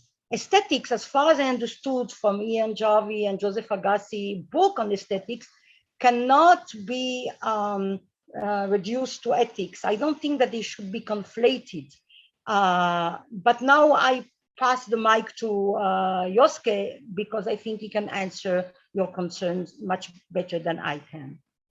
Well, first of all, since you refer to my book, Anthropology, which to my regret is hardly discussed in the literature, I want to mention that I end by quoting an essay by Robert Louis Stevenson called Dust and Ashes, in which he says that we usually are sometimes this way, sometimes that way, but from time to time the human spirit soars, rises up, and that we should consider this particularly, even though it is rare, the moments of greatness. And this is certainly very appealing to say that we can look at the worst and we can look at the best, and looking at the best may inspire us. So let me just interrupt here a moment. There is something also I didn't say. Agassi's philosophy is a philosophy of hope. He says that the skepticism that he endorses is of moderate optimism. And he sees a moral imperative in embracing it. This is very important, regardless of metaphysics, a moral imperative on embracing this moderate optimism. You know, Agassi actually disregards or does not criticize or does not engage with many thinkers of the tradition because he thinks that they have no politics. They don't offer, like Schopenhauer, something that we can do something with. So we have a duty, I think Agassi would say, to be moderately optimist and to have hope in order to improve the human condition, because there is a new situation with democracy that regardless of metaphysics, we should help develop and strengthen by strengthening and developing the autonomy of individuals. So this is the new problematic, the new grounds that I see that Agassi is actually putting morality on. First of all, allow me to say this is not Agassi, this is Popper. Yeah. And Popper says it's very easy to trust common people and be a Democrat, or to distrust them and to be an autocrat. The trick is to distrust people and be a Democrat all the same. And that's, by the way, Churchill saying that democracy is a bad regime, only there is none better. So there is here a certain consensus that we tend to forget. And the idea that optimism is imperative, first of all, is rooted in the very simple pessimic idea that one of us cannot change humanity, cannot really influence the course of history and so on. So in fact, the game is hopeless.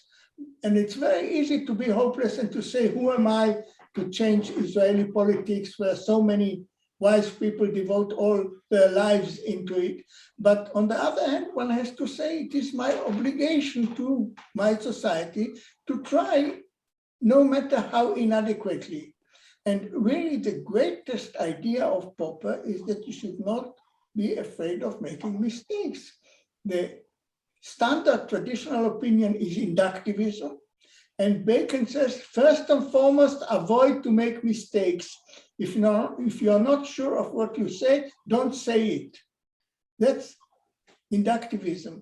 And Popper began with a really revolutionary idea that there is no induction.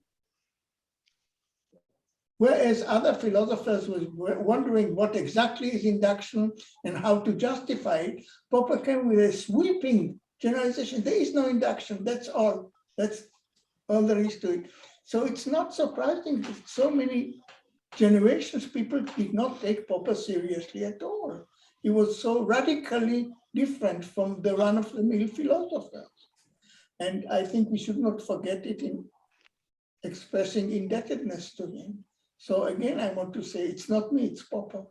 It's not you and Popper, but there is a change between you and Popper on this point of half-baked ideas that change philosophy more deeply, radically, in a way that maybe Popper would. So let me just quote the end of my article to explain that. Agassi, who by his own account have evolved slowly from a political revolutionary to a philosophical one, or to one who uses philosophy as a weapon, has devised a meta-philosophical thought that alters philosophy in a way that is continuous with the work of the Enlightenment. The movement which in the wake of the Enlightenment transformed philosophic problems into issues of the social sciences is not only embraced, but accelerated now that science is rid by critical rationalism of all that waited on it. Philosophy becomes the workshop of ideas, even half-baked ones, to be experimented in real life. Yes, here I must mention Ian Jarvie, of course. You are quoting a paper that we wrote together. So that's, I'm indebted to him.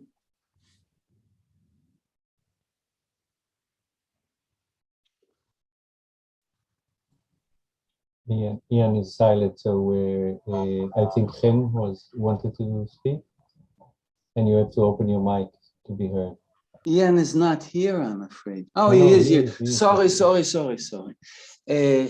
I wanted to say it's not Agassi and it's not Popper. It's the Jewish sages of old that we call Chazal, and they said it is not. I hope I'm translating correctly. It's not upon you to finish the job, or in our terms, it's not upon you to guarantee success, but this does not exempt you from trying, or as Agassi says, giving God the benefit of doubt. Thank you. Thank you. So good. Could I raise a problem, but please call on anyone else first because I've already spoken. Please do, Chairman. Okay.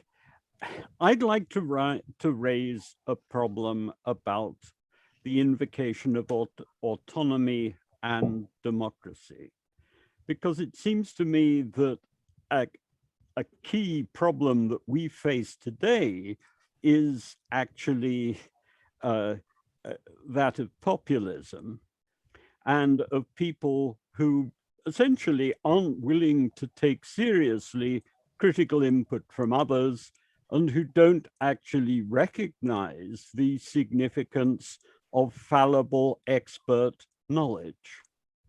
I mean, the situation that we're in at the moment, and one only has to look around the political landscape to find many exemplifications of it, started to make me think that Popper had been a bit unfair to Plato in terms of what he was saying about democracy. I mean, just in the sense that it's one thing to recognize the importance of individuals' critical input. It's quite another to think that what one feels or whatever one's opinion is, regardless of what problems there might be about it, should actually be respected, and that everything should be shaped by that. So I think in our current situation, I'd have some misgivings about putting the encouragement of autonomy on the top and saying, no, I'd have thought the biggest problem in some ways facing us is how do we move back to a situation in which there is a certain kind of critical respect given to expert but obviously fallible knowledge.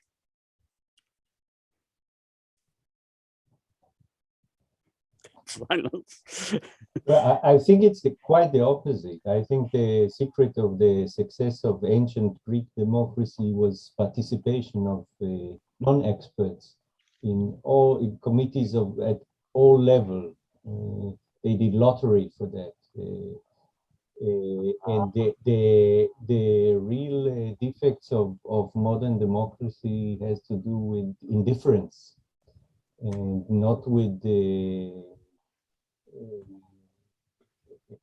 expert opinion being not respected. You have to make what you call the populace more knowledgeable and not more respectful towards experts. And the way to do that is to entice them to share the burden in many ways, as juries do in the USA, for example. The term the Greek had for a private citizen that does not participate in political affairs was idiot. That's the original meaning of the term. It means private citizen. And now that we have the technology, what we really need to do is to share the burden more. Well, this may get us off track, and please, Lydia and Yoski, pull us back to where we should be on it. But I guess, just very briefly, I'd say I think that that's hopeless, just on the grounds that at every turn, we actually face constraints that aren't obvious to people unless they have a reasonable technical knowledge in particular areas. And we've essentially undermined the devices which we used to have in place, which led us to be cagey of preferring our own emotional judgments and feelings to what people who were better informed about these things said to us. Now, I'd stress, all of these things are fallible. All of them need to be open to argument. all of them need to be open to critical feedback from citizens when things are going wrong in unexpected ways. But we're moving now to a situation where public discourse is kind of getting taken over by a social media style, which then extends to and undermines serious discussion in newspapers and journals.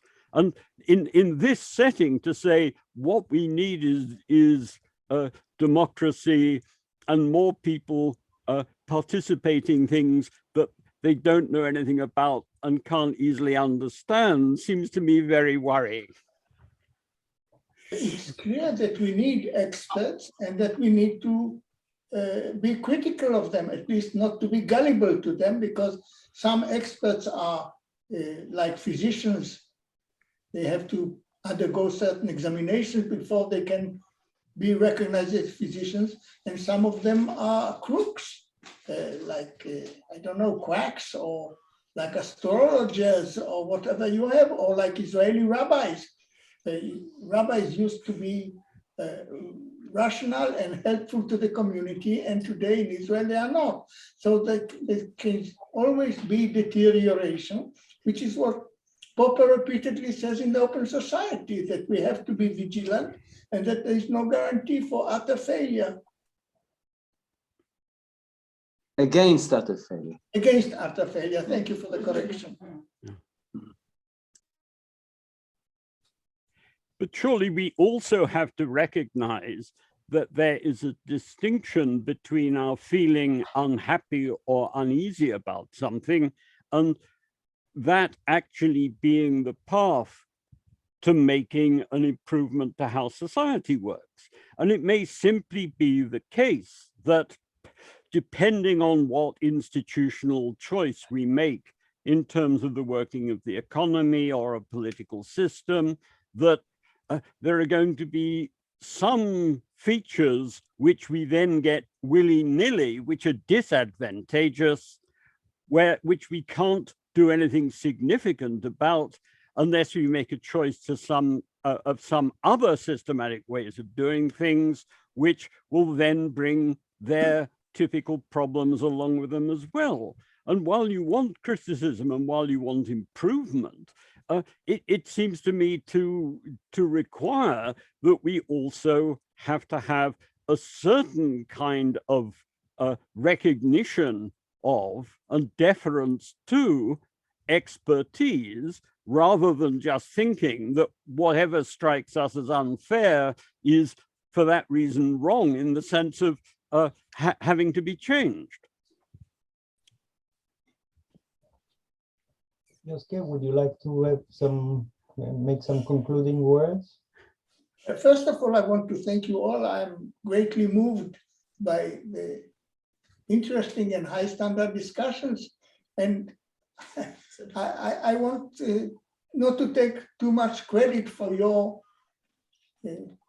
originality and ingeniousness. And it was really an amazing fact that it was all interesting. I've been in my long life in many conferences, in many countries, and on diverse topics.